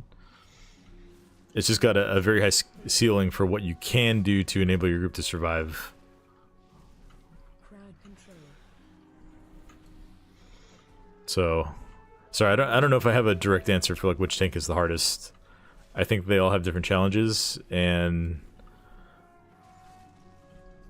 I would rank several of them along at like the same level of difficulty, but for different reasons. Range 5.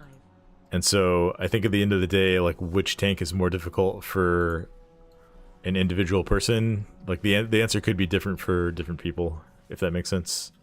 Range 5. Crowd control. Pulling in. Crowd range 5.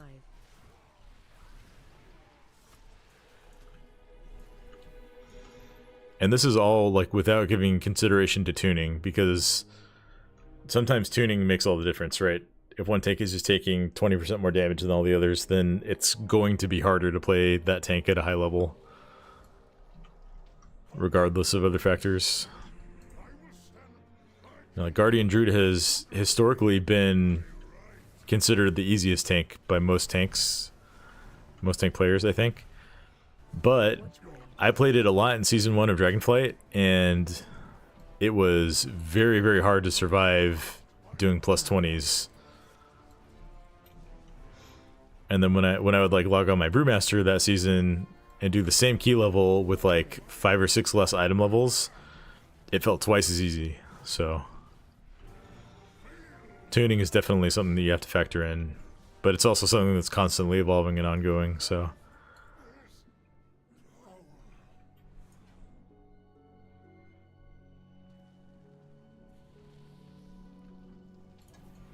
I would be interested to try that trinket out if this guy doesn't need it.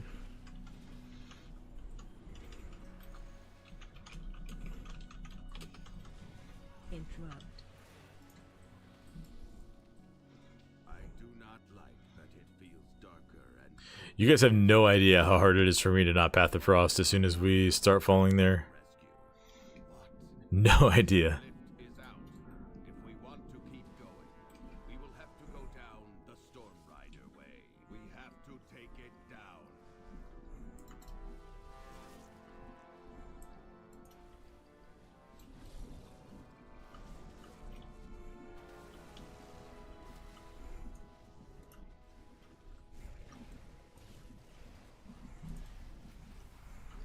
Yeah, I do.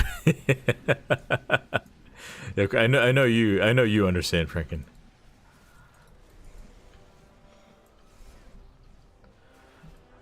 I actually did it to a group when I was leveling, and they were not happy with me. One of them opened trade and demanded gold for repairs, which I thought was really tacky, but I gave him 50 gold just to avoid drama. Killed Kevin with that yesterday, nice. Interrupt. Crowd control. I think what's even better is if you're playing shaman and you like specifically water walk one person right there. Because then you're just like targeting them. Interrupt.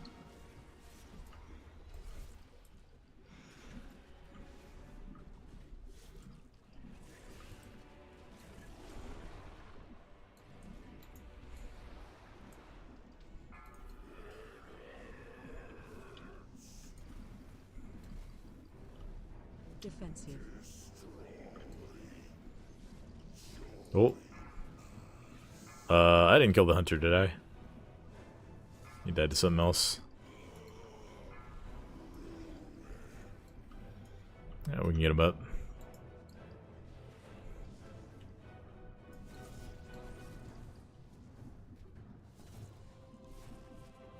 I guess I didn't cast. I thought is he not in line of sight? Defensive.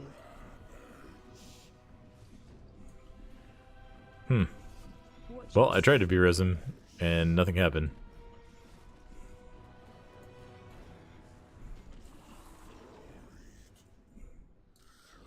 No belt. I didn't even see what I didn't check what boss it drops from. Stormguard Gorin. So that's the second boss, yeah.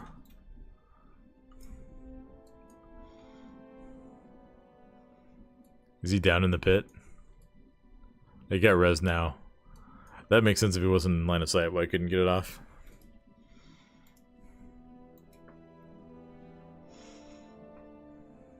How you doing, by the way, Rip? How's your Death Knight's gear looking? Oh, I gotta swap to these speed pants.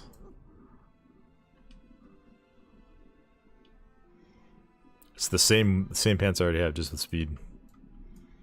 I offer you my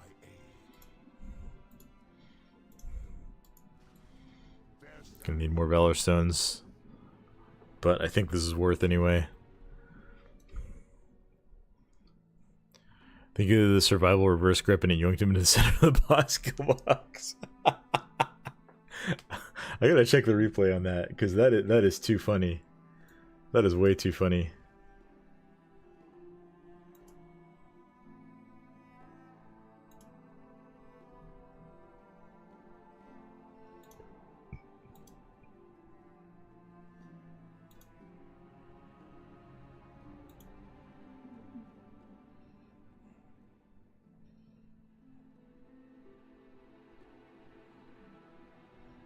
Alright, the VOD is lagging a little bit, so we'll just check it later.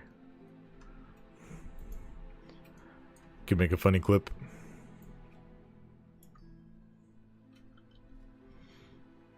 You know what? Here's what we'll do. We'll queue for both Rookery and Dawnbreaker. See what happens. Since it's like literally the same belt from both of them.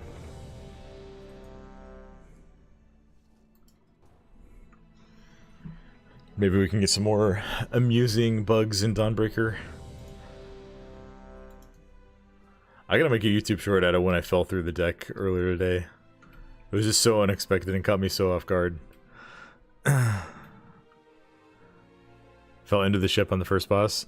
I flew to the first side ship earlier today, and I thought I was landing on it, but apparently I went like through the deck and I just fell, and it felt like I was falling for like 30 seconds, and then I died. Who are those intruders? So I don't know. It was very amusing, certainly humorous.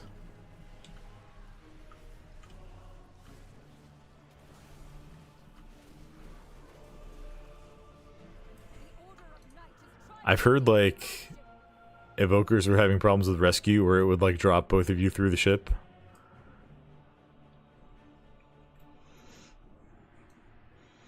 I've also heard like arcane orbs and frost orbs, at least on the beta, were just like dropping through the ship.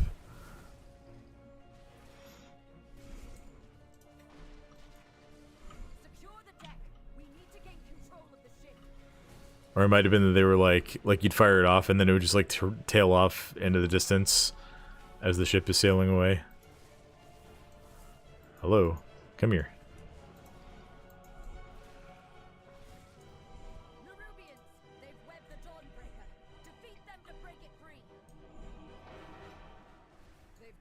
surrounded. Oh, I You'll need to use stopped too those soon. weapons of yours to fly to them.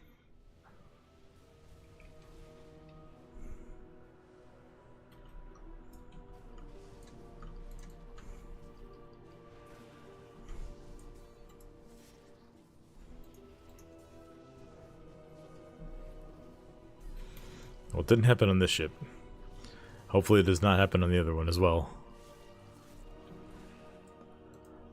Only one more ship. What would be really funny would be if it happened as you were like flying back to engage the boss on the main ship. That would be very funny.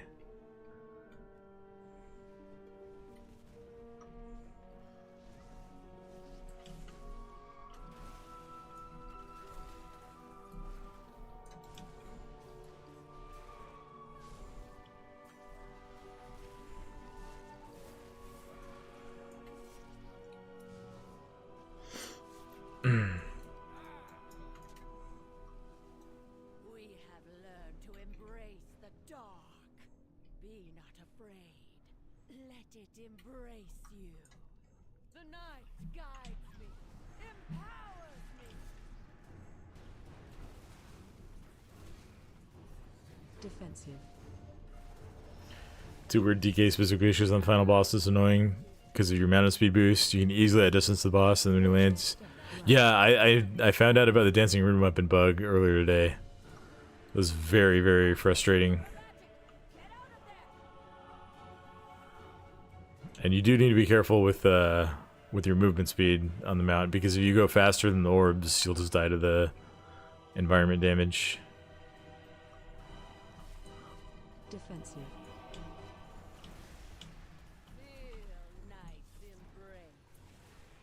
Watch your Yeah, I don't know what's with the unusability of dancing rune weapon there. It's very annoying though. She's lost control of her magic. Get out of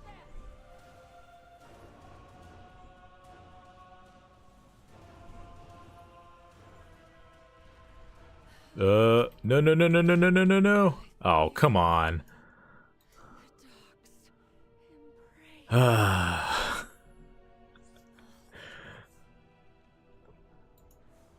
I did not think I was close enough to get hit by that, but apparently I was wrong. Valiantly fought to retake our flagship. Need to fix that. It also bugs out Sunfire Boomkins. Dude, that's even more annoying.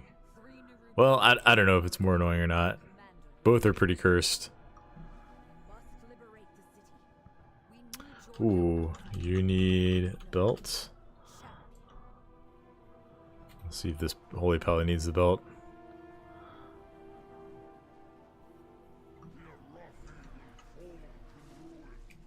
Down here, champion. The cultists have Shockwave. overrun the city. Find and defeat them, or we will have to face that Watch your commander step. at full strength. Watch your step. Shockwave.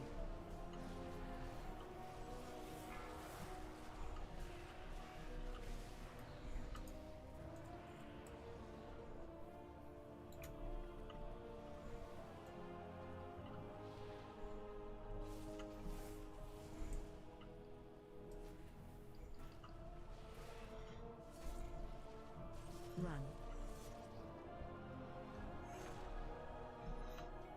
Just ignore the knockback.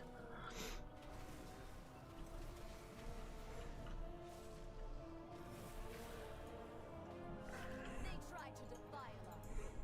Instead, you have weakened their commander. Yeah, if they can get rid of the game-breaking bugs in this dungeon, it might be one of my favorites. Kill it. Shockwave incoming. It's hard to rate it super highly right now, but Luckily, my daughter and her children are safe. You've weakened the commander and cleansed my home. I think it's got very, very high potential if they can fix everything.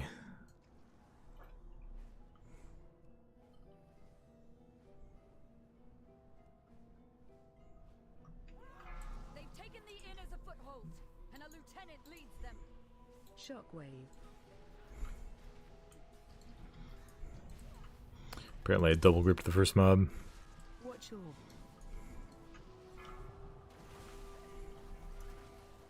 Here we go. shockwave. Interrupt.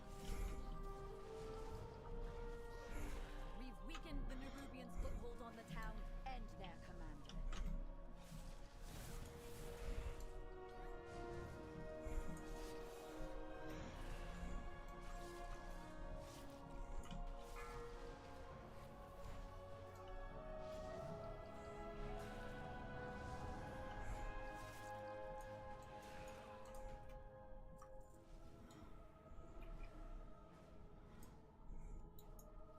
Perfect.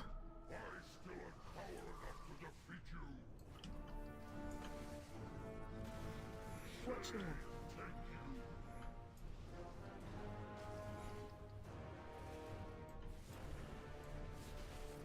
run.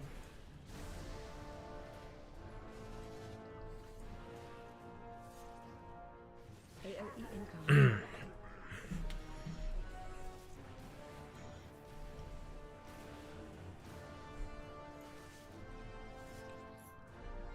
Watch your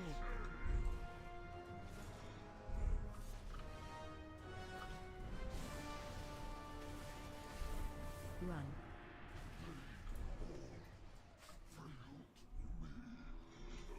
Back to the ship.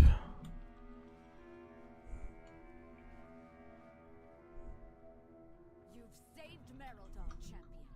We'll drive the remainder of this shadowy lot from the city. Wait, no! They've sent a force back up and retaken the Dawnbreaker!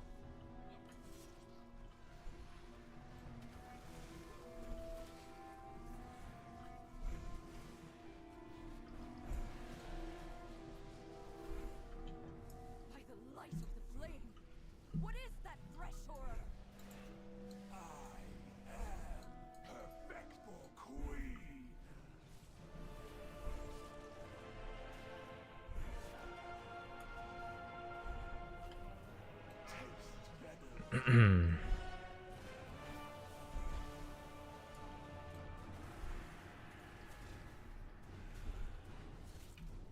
AOE incoming.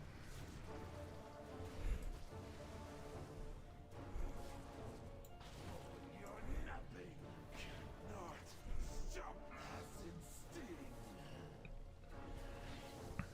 We got a group that knows every mechanic in here. That's pretty sweet.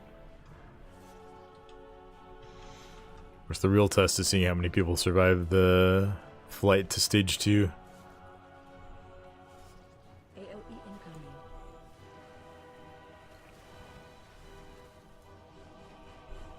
Taste venom. Power fades. You chased that monster from the Dawnbreaker. You must pursue and drive them from Alamar. This darkness is deadly. The Lamplighter's blessing will keep you safe.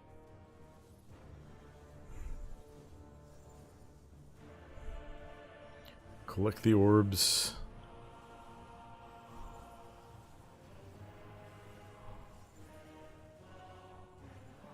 Alright, we gotta slow down. We're gonna run out of orbs here if we keep going too fast.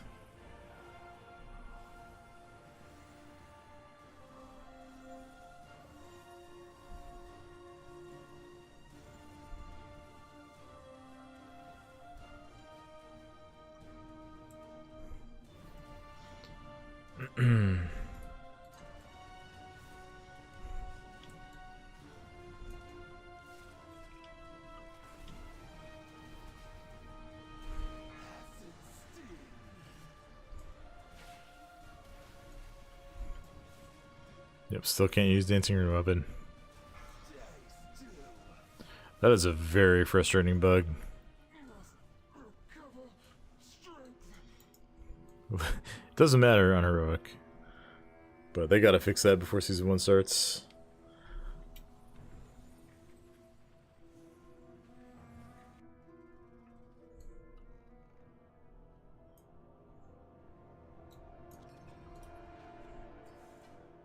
You've done it, champion. See, did this guy need that belt? Broken the unholy alliance between the Order of Night and our Probably. Wait. Is that the wrong?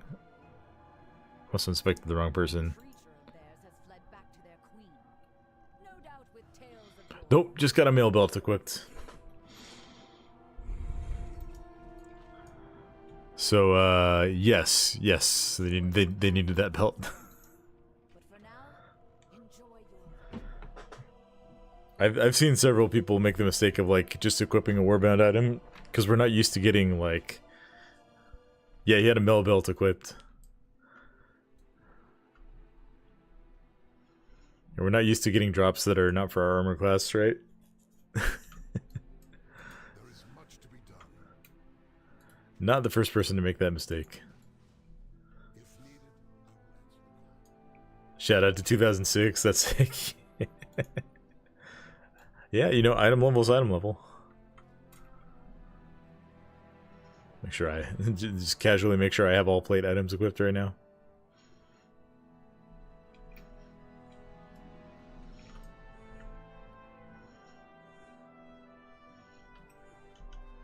Alright, let's keep trying here.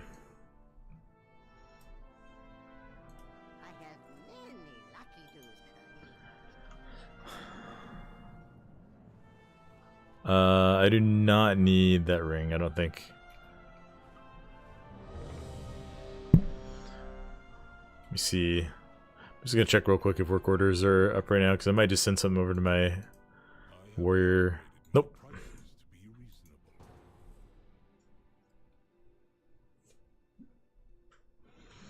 My warrior actually has like 3 socketed adventure track rings. I know you can add sockets to rings with jewel crafting, but I don't remember what the item was called, and that's probably like super expensive right now, so I didn't really look into it. But getting some free sockets is always nice.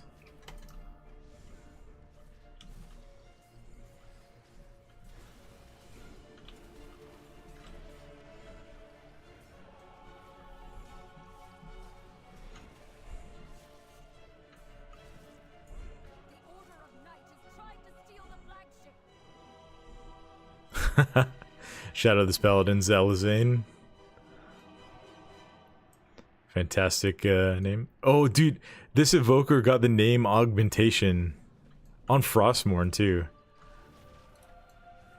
Secure the That's tower. crazy. We need to gain control of the ship.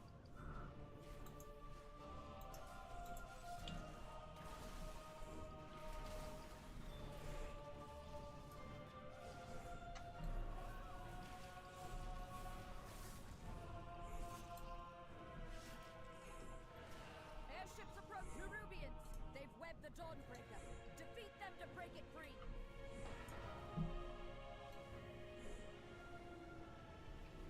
They've got us surrounded. You'll need to use those mounts of yours to fly to them.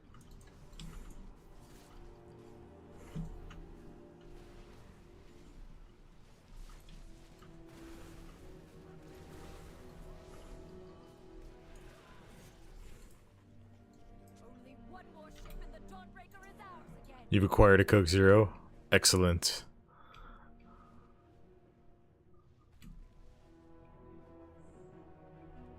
I'm a big Coke Zero enjoyer. I drink lots of coffee, so like the caffeine level from a Coke Zero doesn't affect me much. But they're just so tasty.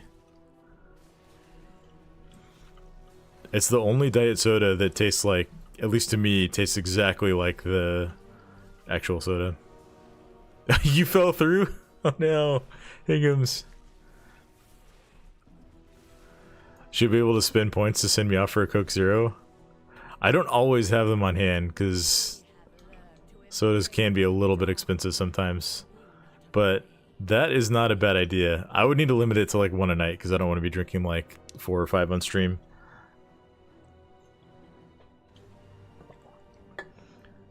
Coke Zero tastes way better than real Coke, or at least it does here. We have good access to, we call it Mexicoke. It's like the Mexican Coke in the glass bottles that they use real cane sugar with still. And that is like the tastiest possible soda to me. Well, other than a good root beer. But root beer's an entirely different story. That's on another level. I love a good gourmet root beer. But yeah, as far as like, you know, what you're gonna get a 12 pack of at your local supermarket, Coke Zero is it's my go-to. Dr. Pepper Coconut Cream Zero is the best soda. I don't know about coconut, but Dr. Pepper is really good. Mountain Dew Zero Sugar S tier. I was never a big Mountain Dew fan. Defensive. Run. It was my dad's favorite soda when I was a kid. I don't know if he drinks it anymore.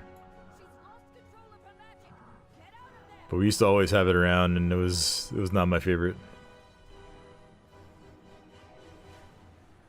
Make sure we stay well away from that explosion this time.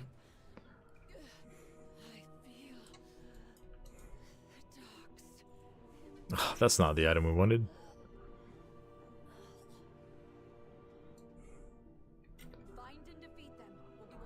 Lots of homemade ginger ale here. Nice. I like ginger ale. I think I have like nostalgic memories of ginger ale because that was what my mom would give me when I was sick as a kid. Shockwave. It's like our go-to. And then my dad would mix like ginger ale with orange juice. And that's a very tasty combination if you haven't ever tried that. Dr. Pepper Coconut Cream Zero, it tickles your innards. Well, maybe I'll have to give that a try then, Rip. I don't know how I feel about my innards being tickled on a regular basis, but I'm willing to give it a try. Big fat steak burrito with a Mexican Coke in a glass bottle so cold it almost hurts to hold. It hits so different. Oh, yes. Run. Man, I love a good burrito.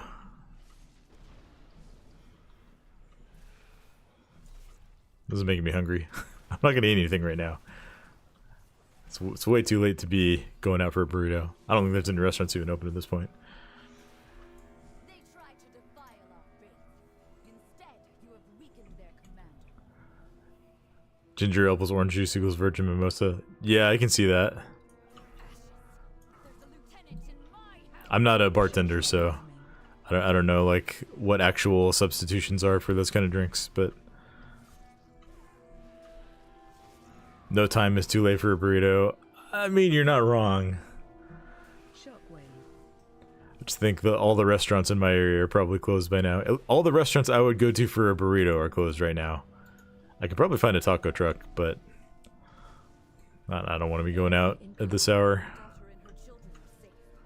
You've weakened the commander and cleansed my home. Thank you. There's a company called Main Root that has a ginger brew soda. Probably my favorite soda, kind of spicy. Nice. And a lieutenant leads them. Interrupt. Shockwave.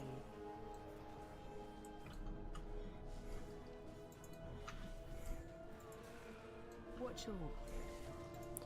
If I had to pick my all-time favorite soda, it would be some kind of a root beer. The Nerubians' foothold on the town and their commander.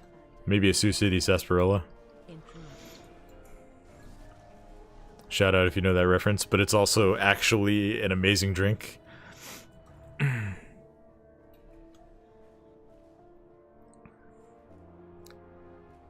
why there's breakfast burritos. True. True. Watch all.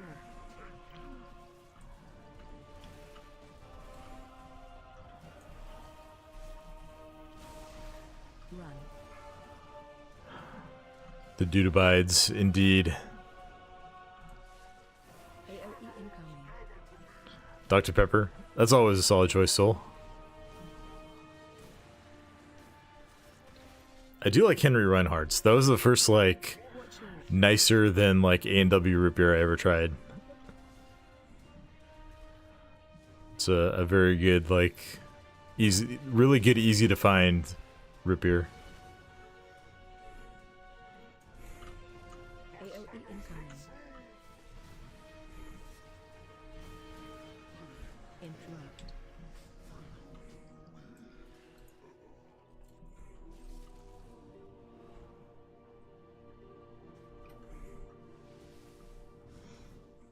You've saved Merildon, champion.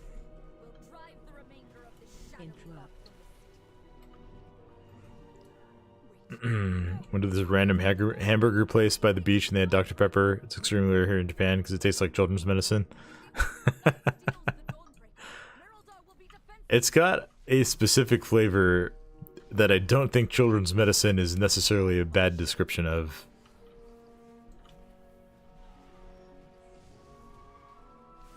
"23 flavors. 23 flavors indeed, but they combine to form a very specific flavor.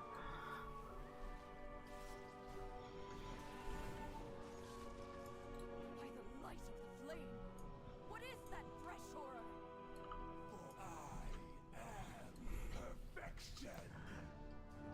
It's kind of funny seeing, like, the perception of American food in other countries. I studied abroad in Italy when I was in college, and some of the pizza places would have an American pizza, and it had hot dog slices and french fries on it. Which it's like, you know, we do like hot dogs and french fries, but I don't know if any American would ever think to use those as a pizza topping. Sounds bussin'.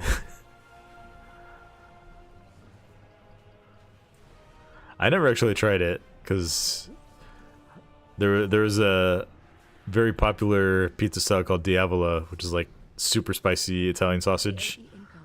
That was always my go-to. Like in the US, it's a pink bubblegum, right? But here in Japan, the flavor is quite low to Dr. Pepper. It really tastes the same. Interesting.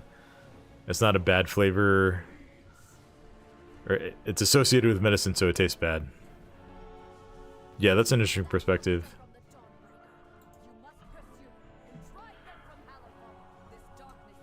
When I was a kid, medicine was usually like grape flavored. I remember taking grape Dimetap when I was sick as a kid many times. Don't think I'll ever forget that flavor. And it's certainly not something I seek out in a drink, so I can understand that. I know what I'm gonna make soon. Right on. Sounds like a reason to move to Japan.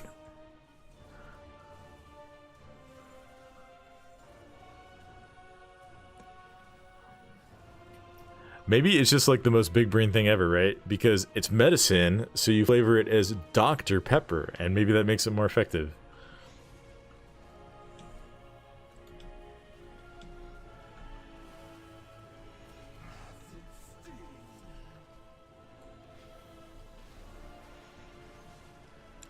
I can still taste the original NyQuil flavor.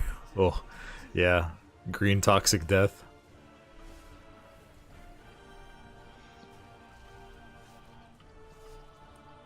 Or Robitussin, if you ever had a cough. Hey, how's it going, Gatsu Gaming? What dungeon is this? This is the Dawnbreaker, which is the, it's the new, I guess, skywriting dungeon in, War Within. A lot of it takes place on an airship.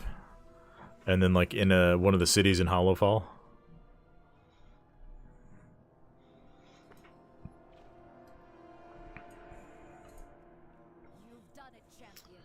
Yeah, we're chain running this one and another dungeon because I still need a plate belt, and there's 2 dungeons that drop plate belt. Dr. Pepper is classified as a food according to the military. Nice.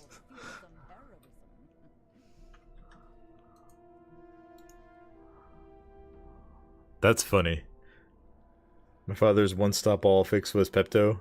No matter what ailed me, drink half a bottle of Pepto. Oh, I didn't drink it that much as a kid, but the thought of that makes me gag too. Sorry that you had to go through that.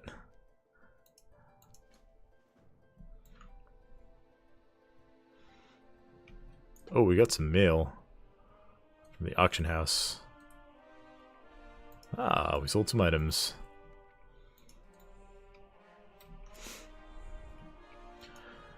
Yeah, so we're just trying to get a 571 belt for my Death Knight, and then gearing on this character will be pretty much complete.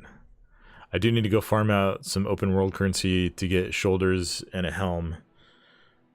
But other than that, we'll be pretty much done with the DK. Well, I'm not going to say done, but we'll be ready for Season 1. At least as ready as I care to make it. I don't want to go full Djinn. And the rate that things are going, it's looking like I'll be able to maybe get all the tanks up to like 582 item level or so. Should be pretty sick.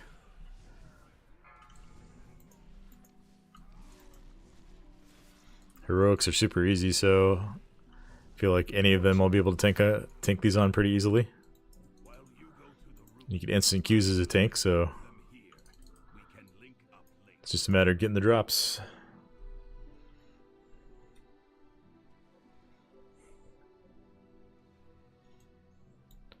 Just getting caught up on the lock. Got to 570 in a day. Nice.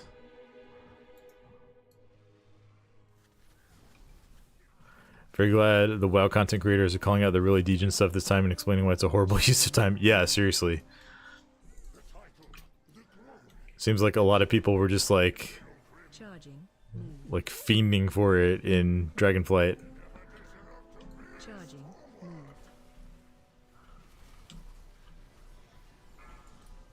Charging. Move. Yeah, everybody's definitely been a lot more chill so far and more within. Charging. I think a part of that is because you can't like... Maybe this is a part of it, but you can't push Mythic Plus day one when like the raid opens, right? So the urge to get like every drip of item level when you know you're gonna replace it with gear from Mythic Zeros, which are gonna be relatively chill. Watch your step. It's probably a little bit less for those of us who are not world first raiders, at least. Someone who's really only played warrior tank, how do you get comfortable with the yo-yoing health pool of a blood DK? Maybe take some heart medication. I kid, of course. But it is hard. It can be intimidating. That was kind of funny.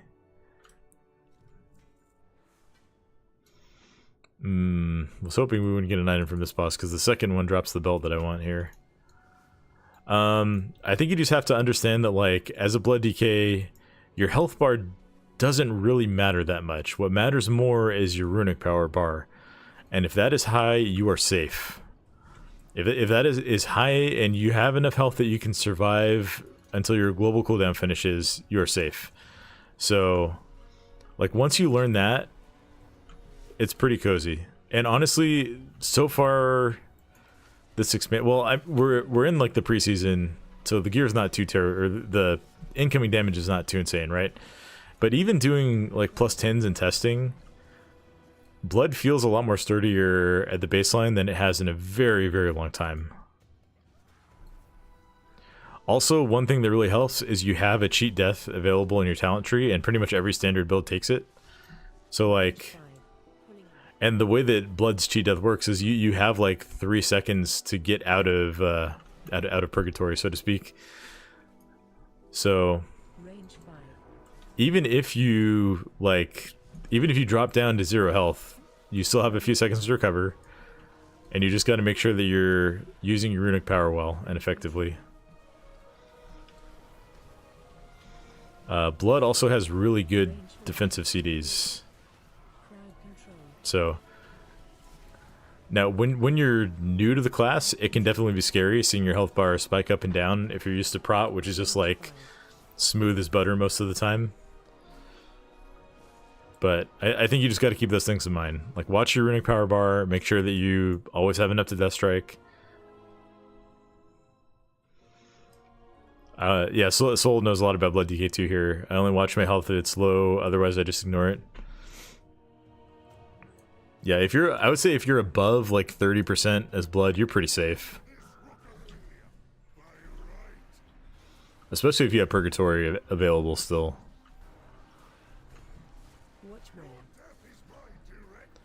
And yeah, just based on beta testing, at least to me, it seems like Blood is smoother than it ever has been. It's not going to be as smooth as a warrior, obviously, because you don't have like shield block and critical blocks absolutely carrying, but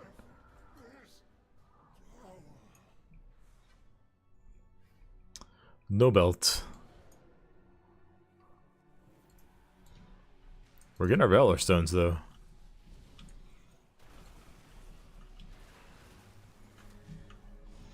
Interrupt. Yeah, I too am a Prot Warrior main for this expansion, so I do not like that it I know exactly what you're talking about. as we go down. But there are I went from Brewmaster in Season 2 of Dragonflight to Blood DK in Season 3. And so, like, I felt that transition pretty severely at first. But you just gotta learn to watch your resources. Blood DK is about more than just your health bar.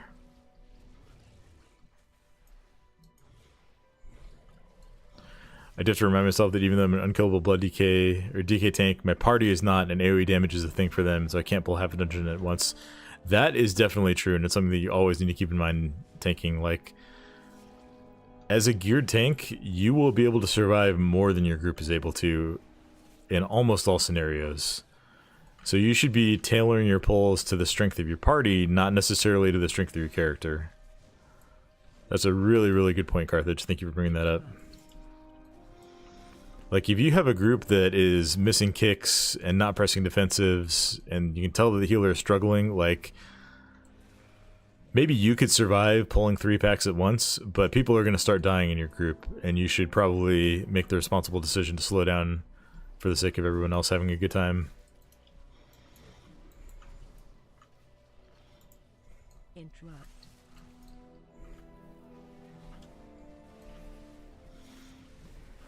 This doesn't matter too much in Heroics, but once we get into the season and start doing Mythic Plus, it'll matter a lot.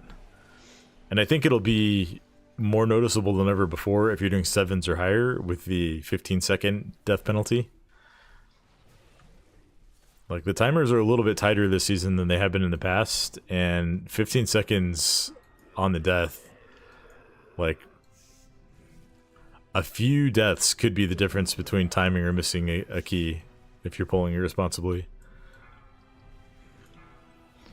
But we'll talk more about that as we get closer to the season, I'm sure. If the healers are rando, slow down. If they're a friend, torture them and make them hate their life choices of being a healer. Well, I can't recommend that. But, Defenses. you could take a different view on it and say, like, if the healer is a friend, you know you can trust them to keep the group alive when you do, reckless pulls. But I suppose there's no fun in that.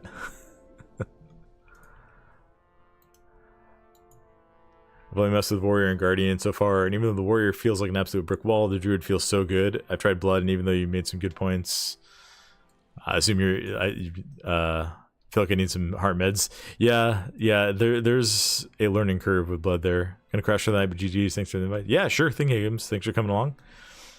I am not going to stop for the night right now, but I do need to step away for a couple minutes, so I will be right back, chat. Guardian definitely feels good. It feels really cozy right now. I really like where the spec is, and like, if I want a tank that I can do somewhat difficult content on and just like chill and hang out and talk, like, that's probably going to be my go-to for some streams. But I will be right back.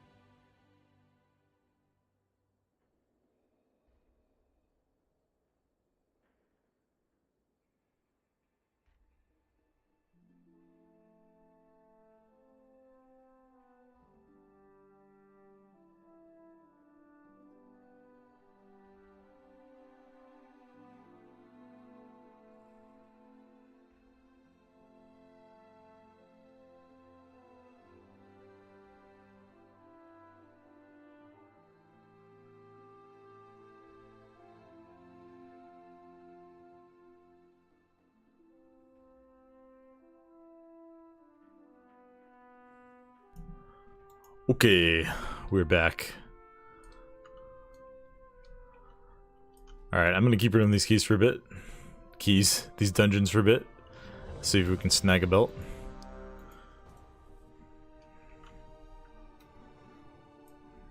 We can always use the Valor Stones too. One thing that I'm putting a little bit less of a priority on, I think, but that would be nice to do is cap out on Valor Stones on characters before the season starts. I think getting the gear is definitely more important, but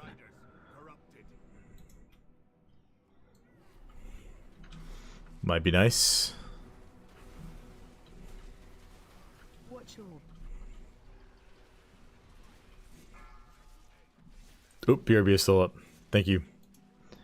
Thank you for the heads up. watch your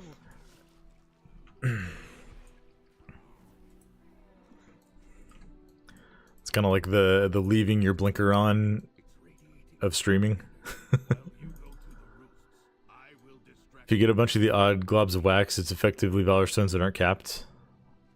Do you get Valor Stones for that? That's interesting.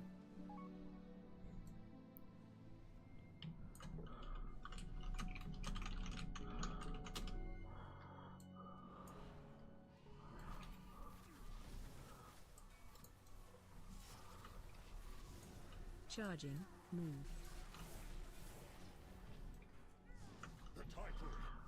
10 Valor Stones for 5 of them. Maybe 20 for 10. Charging. Move. I mean, that's not a great conversion rate, right? Charging. Move.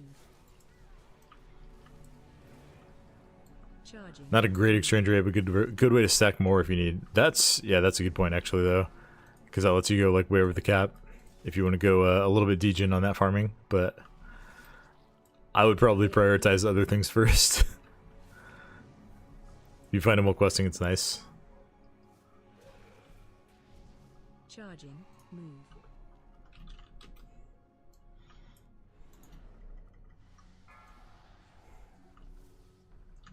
Watch your step.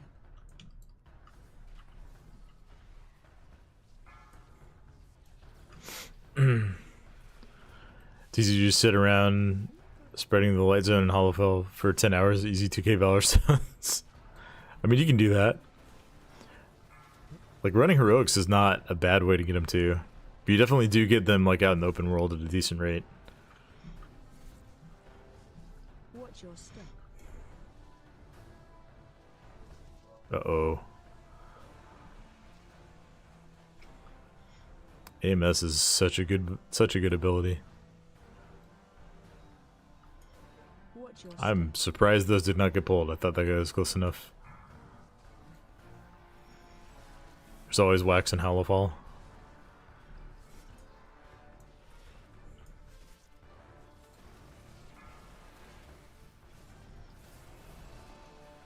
Watch your step. Can't believe Thor copied me on Blood DK. What do you mean? It's not gonna be my main. It's just, of the tanks that I'm not maining, it's the one I have the most fun on.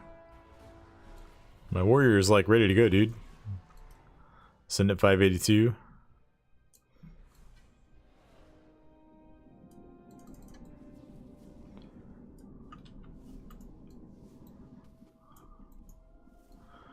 Hey, what's up, Varu? I was thinking to try tank and I have a DK. What I don't understand is how you keep them on you.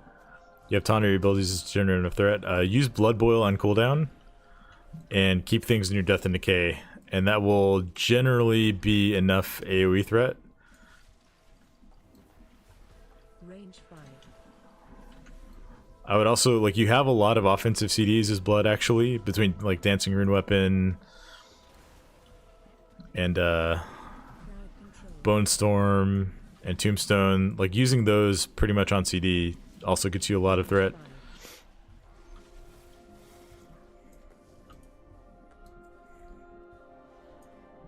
But yeah, Blood Boil, like, almost on CD, does a lot of snap threat.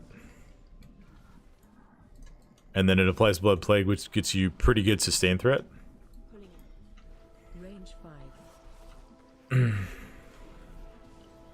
5. And then your death and decay, like standing in that is actually pretty important for the spec. You get more damage and healing, you get some haste, Crowd control. you get more cleave from your heart strikes while you're standing in it, and it just does good damage, so you want to be doing that anyway, and that'll help with your threat a lot too. Thank you. Playing tank looks fun. I love tanking. That's my favorite role in the game. And Blood Decay is usually one of my top 2 or 3 tanks. Range 5. As far as like fun. Range 5. Crowd control. I'm kind of at a point right now where I think I can invest in like at least 3 characters, so Warrior's gonna be my main for sure. Then DK and potentially Druid. Either Druid or Monk is probably gonna be my third. Range 5. I'd like to put in a level, like some level of effort, even if it's just like 1 Mythic Plus dungeon per week on all the tanks. But I don't know, I'm not sure if I'm willing to commit to that at this point. We'll see how the season goes and how much time I wanted to spend on my 5th and 6th alts. Alright, please give me my belt, Stormguard.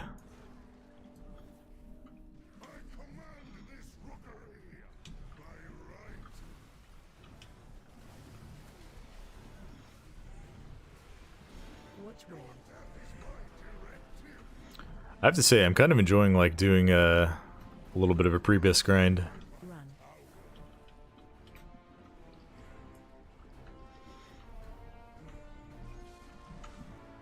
Watch where. It's like a little taste of classic WoW in retail.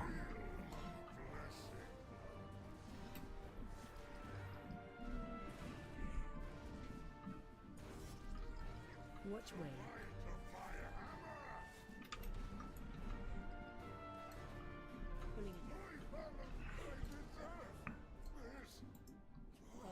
No belt.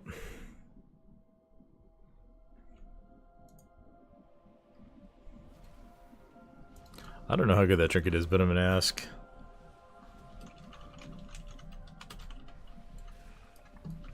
Interrupt. I would like to at least sim it.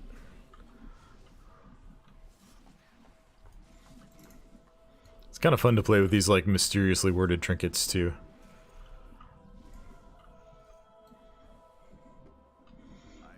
Like when we had the IQD back in Shadowlands, and the description of the unused was literally just 3 question marks. The lift is out. If we want to keep going, we will have to go down. We have to take it down. No! That Death and Decay was up on the ceiling there. What a waste.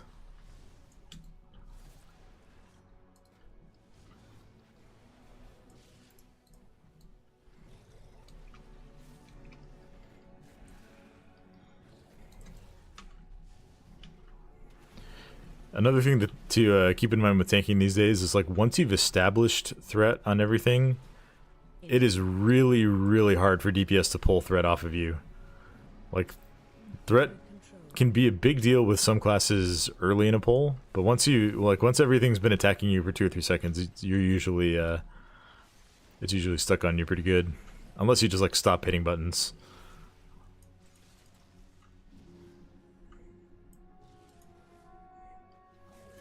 I will say though, I had some Fury Warriors in Pugs on the beta who would like charge in, pop Recklessness and Avatar and Bladestorm, and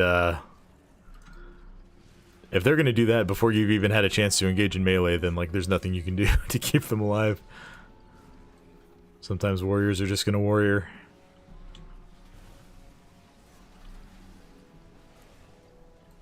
Interrupt.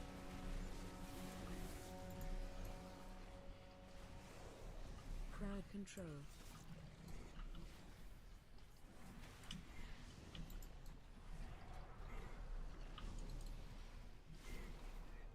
Interrupt.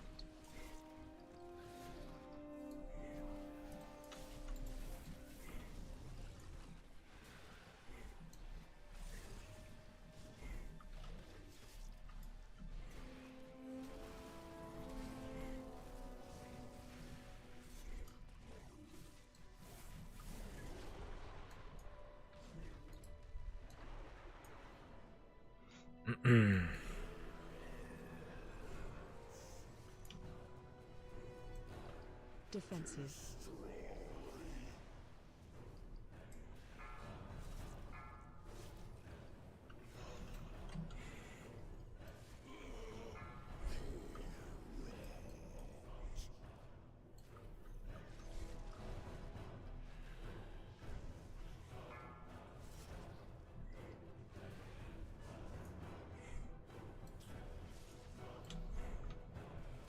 Defensive.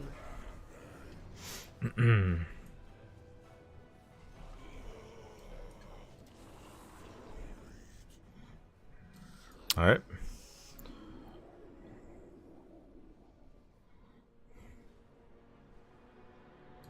We go next.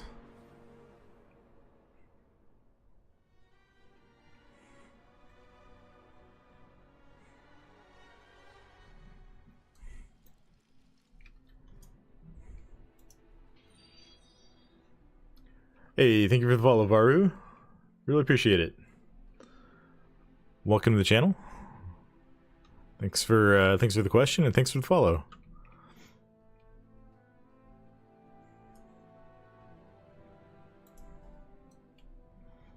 I'm going to be trying to play at least 3 or 4 tanks throughout Season 1 of War Within. Time permitting, I'd like to play all of them to some degree. Thanks for answering. Oh, of course. Yeah, I love answering questions. I love talking with you guys.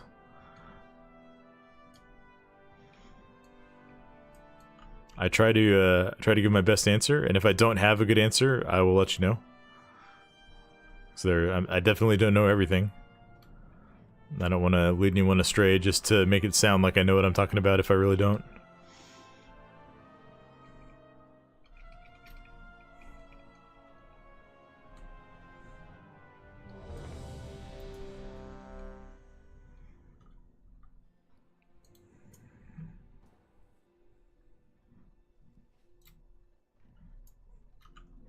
I wonder if there's been like a blue post about work orders, if they're going to open it up at any point.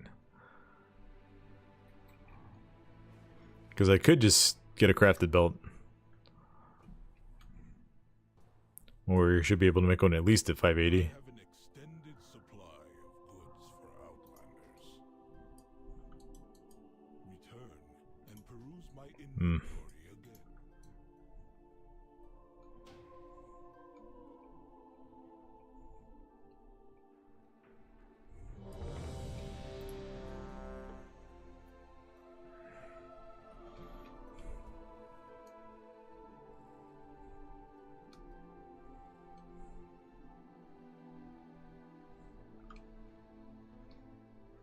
On DK, you tank without shield. Yeah, Death Knights cannot use shields.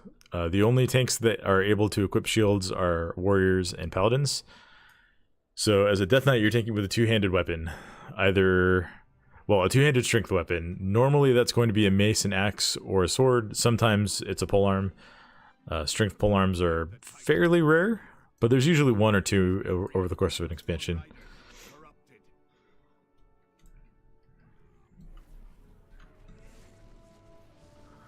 Did you see the blue post? We've identified issues with NBC and Playcraft. Yeah, I saw the one saying that they found an issue. I was just wondering if there's an update or like an ETA. Watch your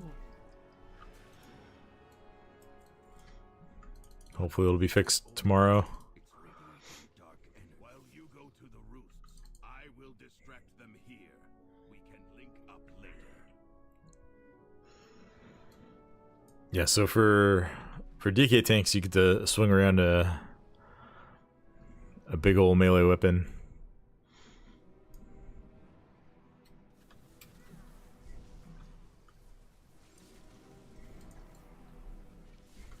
charging, move. Charging, move. And then the 3 leather tanks also, none of them use a shield. Charging, move. So as a guardian druid, you'd be using either a staff or a polearm with agility on it. And then monks can use almost every weapon. But you're typically going to use a pair of one-handed weapons or a two-handed staff or polearm with agility. And then demon hunters are dual-wielding bladed weapons with agility. So bladed weapons would be like axes, swords, I guess not daggers, but axes, swords, warglaives.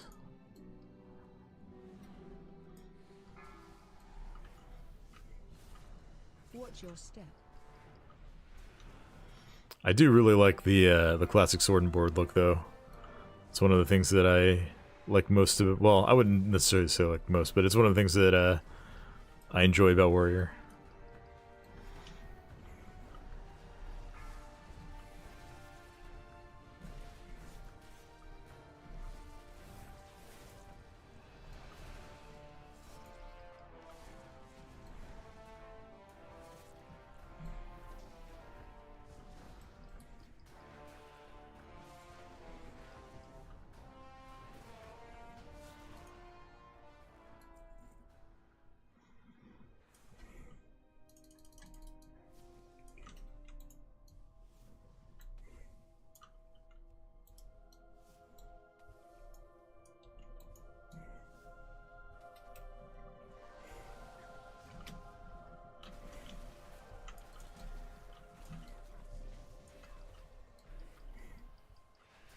Pulling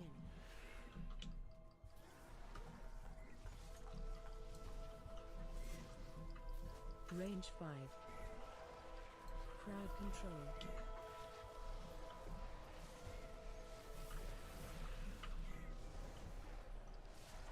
Crowd control.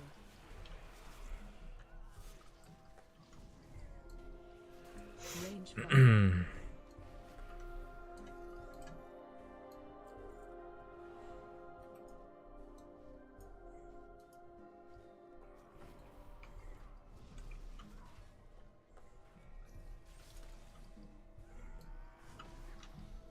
Pulling in.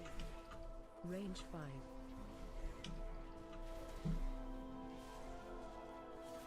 Crowd control.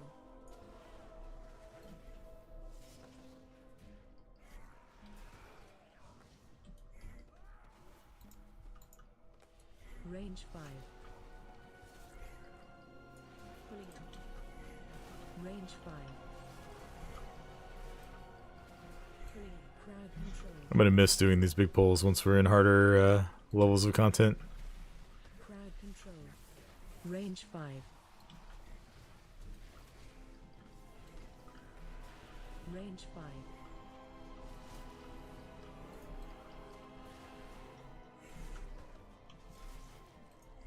Pulling in.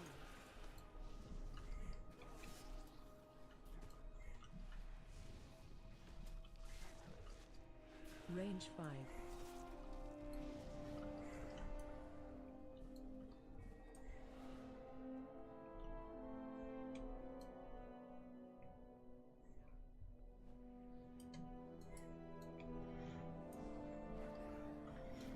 Alright, Mr. Stormguard, please give me a belt.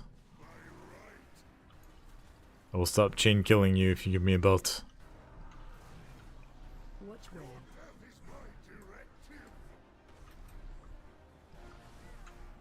Pulling in. Run.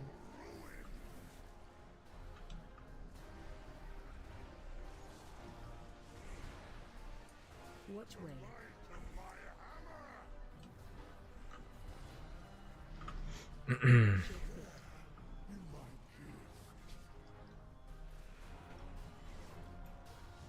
Target you. Watch where.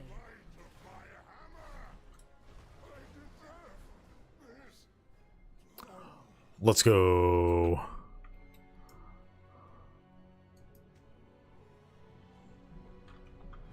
War Within Superior.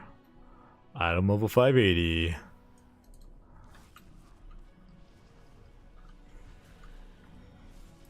Alright, so after this we go and start farming more currency in Hollowfall. I already have 1300 resonant crystals. But there are more survivors to rescue. The lift is out. If we want to keep going, we will have to go down the Storm Rider We have to take it down.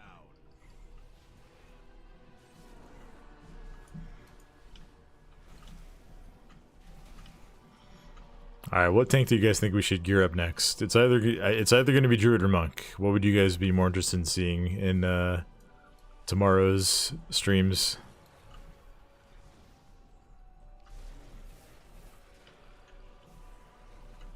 I'm having trouble deciding between the two, so I will let chat decide which one gets geared first.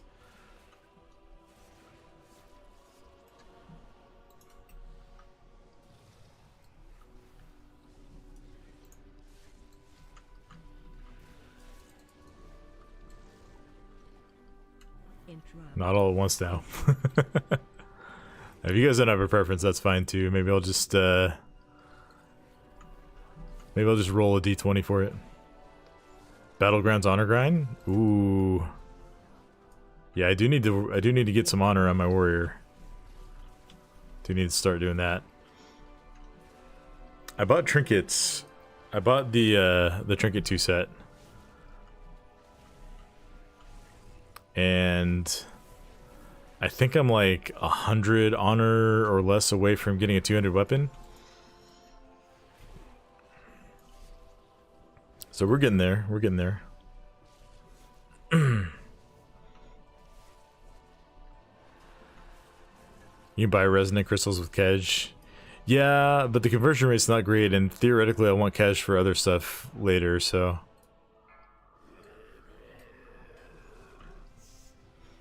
And resonant crystals are not hard to find, or are not hard to farm. Like, you just spend like an hour or so in Hollowfall and you can get enough to get one item easily. Nev votes for Monk. Alright, we got 1 vote for Monk.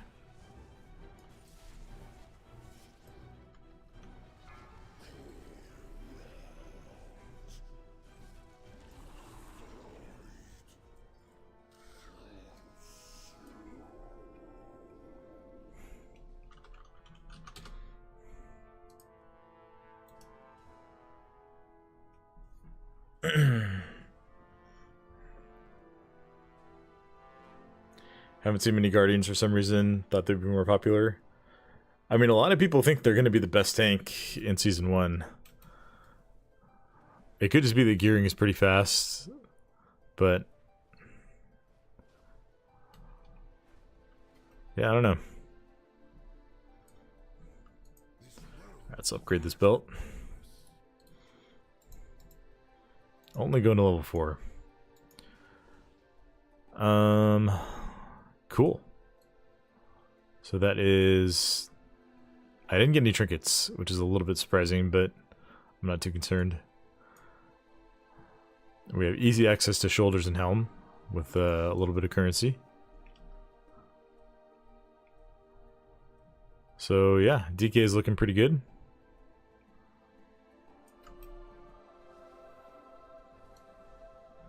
Do I need to repair? I'll go ahead and repair and also transmog. Good fortune to all friends of the Grummles.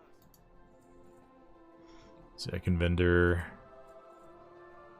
Do I want this ring? I don't think that's better than what I'm already wearing.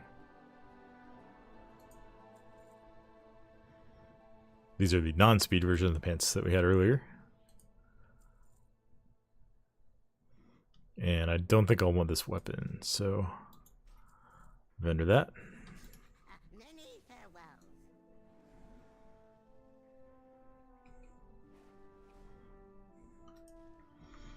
I'll see. I don't know if you can see this without going to the zone, but how many? Yeah, you can't see without going to the zone. There's a bunch of stuff active here, but we'll probably do that tomorrow because there will be more people playing in the morning than at this hour.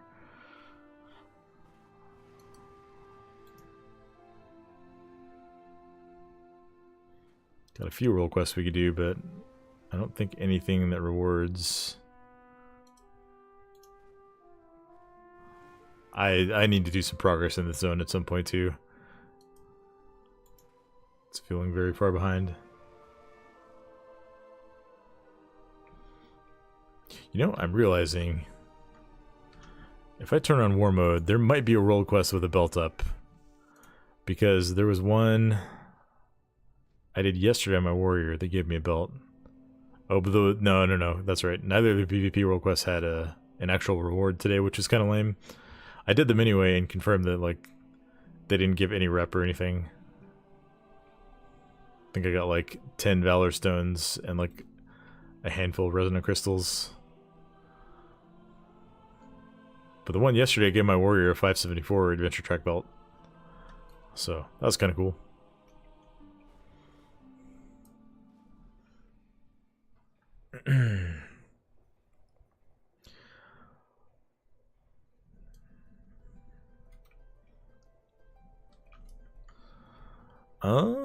Well, you know what? Let's just go down and take a look. See what's going on in Hollowfall. I probably, you know what, one thing about it, I probably don't want to have war mode on for this. Even though you get more. Well, let's see what happens. Let's see what happens. Bringing a decent amount of Woo 574 gear. Yeah, I had like 3 pieces. One at 577, one at 574, and one at 571 to start off with on my DK, which definitely helped the accelerate the process a little bit. And I have, I think, like 3 or 4 leather pieces at 577 sitting in my warband bank, waiting for either monk or druid.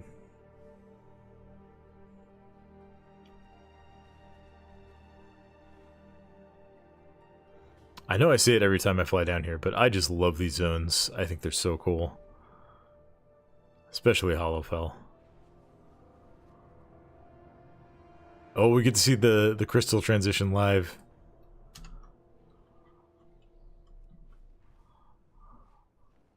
That is so cool.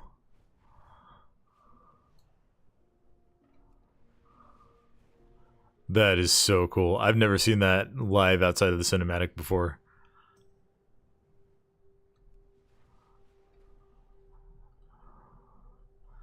Famous last words. I mean, worst case scenario, like we just fly to a rested area and turn it off. It looks like nobody's out here doing stuff right now. So that's probably not the best use of our time then. Rare that drops a mount, spawns when it shifts. Ooh. Do you know where it spawns, Soul? I think one of my friends got that today. I don't have any like rare tracker apps or add-ons or anything.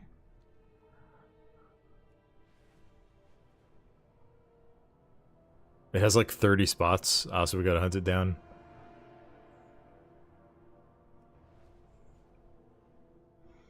We just farm these treasures right now. These give a few crystals each, right? 5. That's not a good use of our time.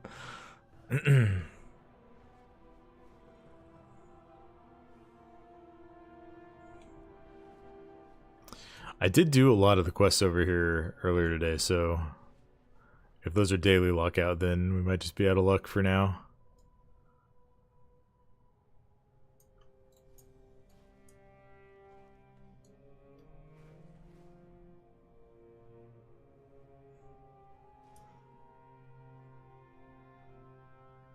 Probably missed it this time. That's fine.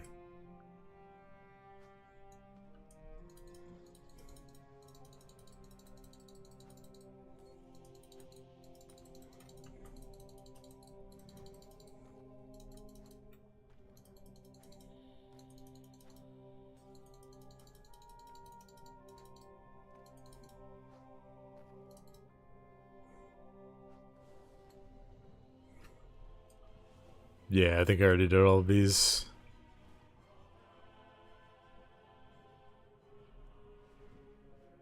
So I think these are a daily lockout, right?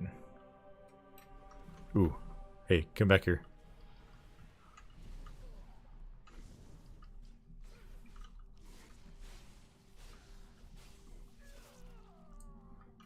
Yeah.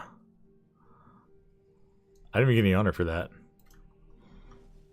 Hmm.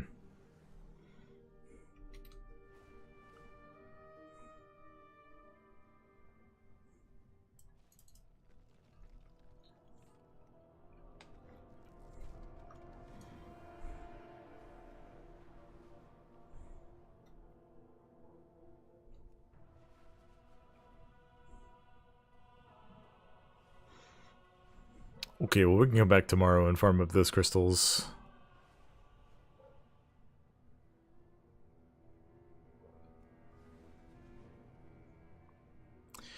I think that might do it for stream tonight. I do want to spend some time working on the Prot Warrior guide. Like to get that out sooner than later. But thank you everyone who came by to hang out. Really appreciate all you. Thanks again for the raid. Sorry, I'm gonna Celtic Corpse if you're still around. Probably not, but thank you for the raid. That was really, really cool to see. Thank you to all my subscribers, all my YouTube members. Really appreciate all of you. You guys are making streaming feel a lot more impactful than it otherwise would.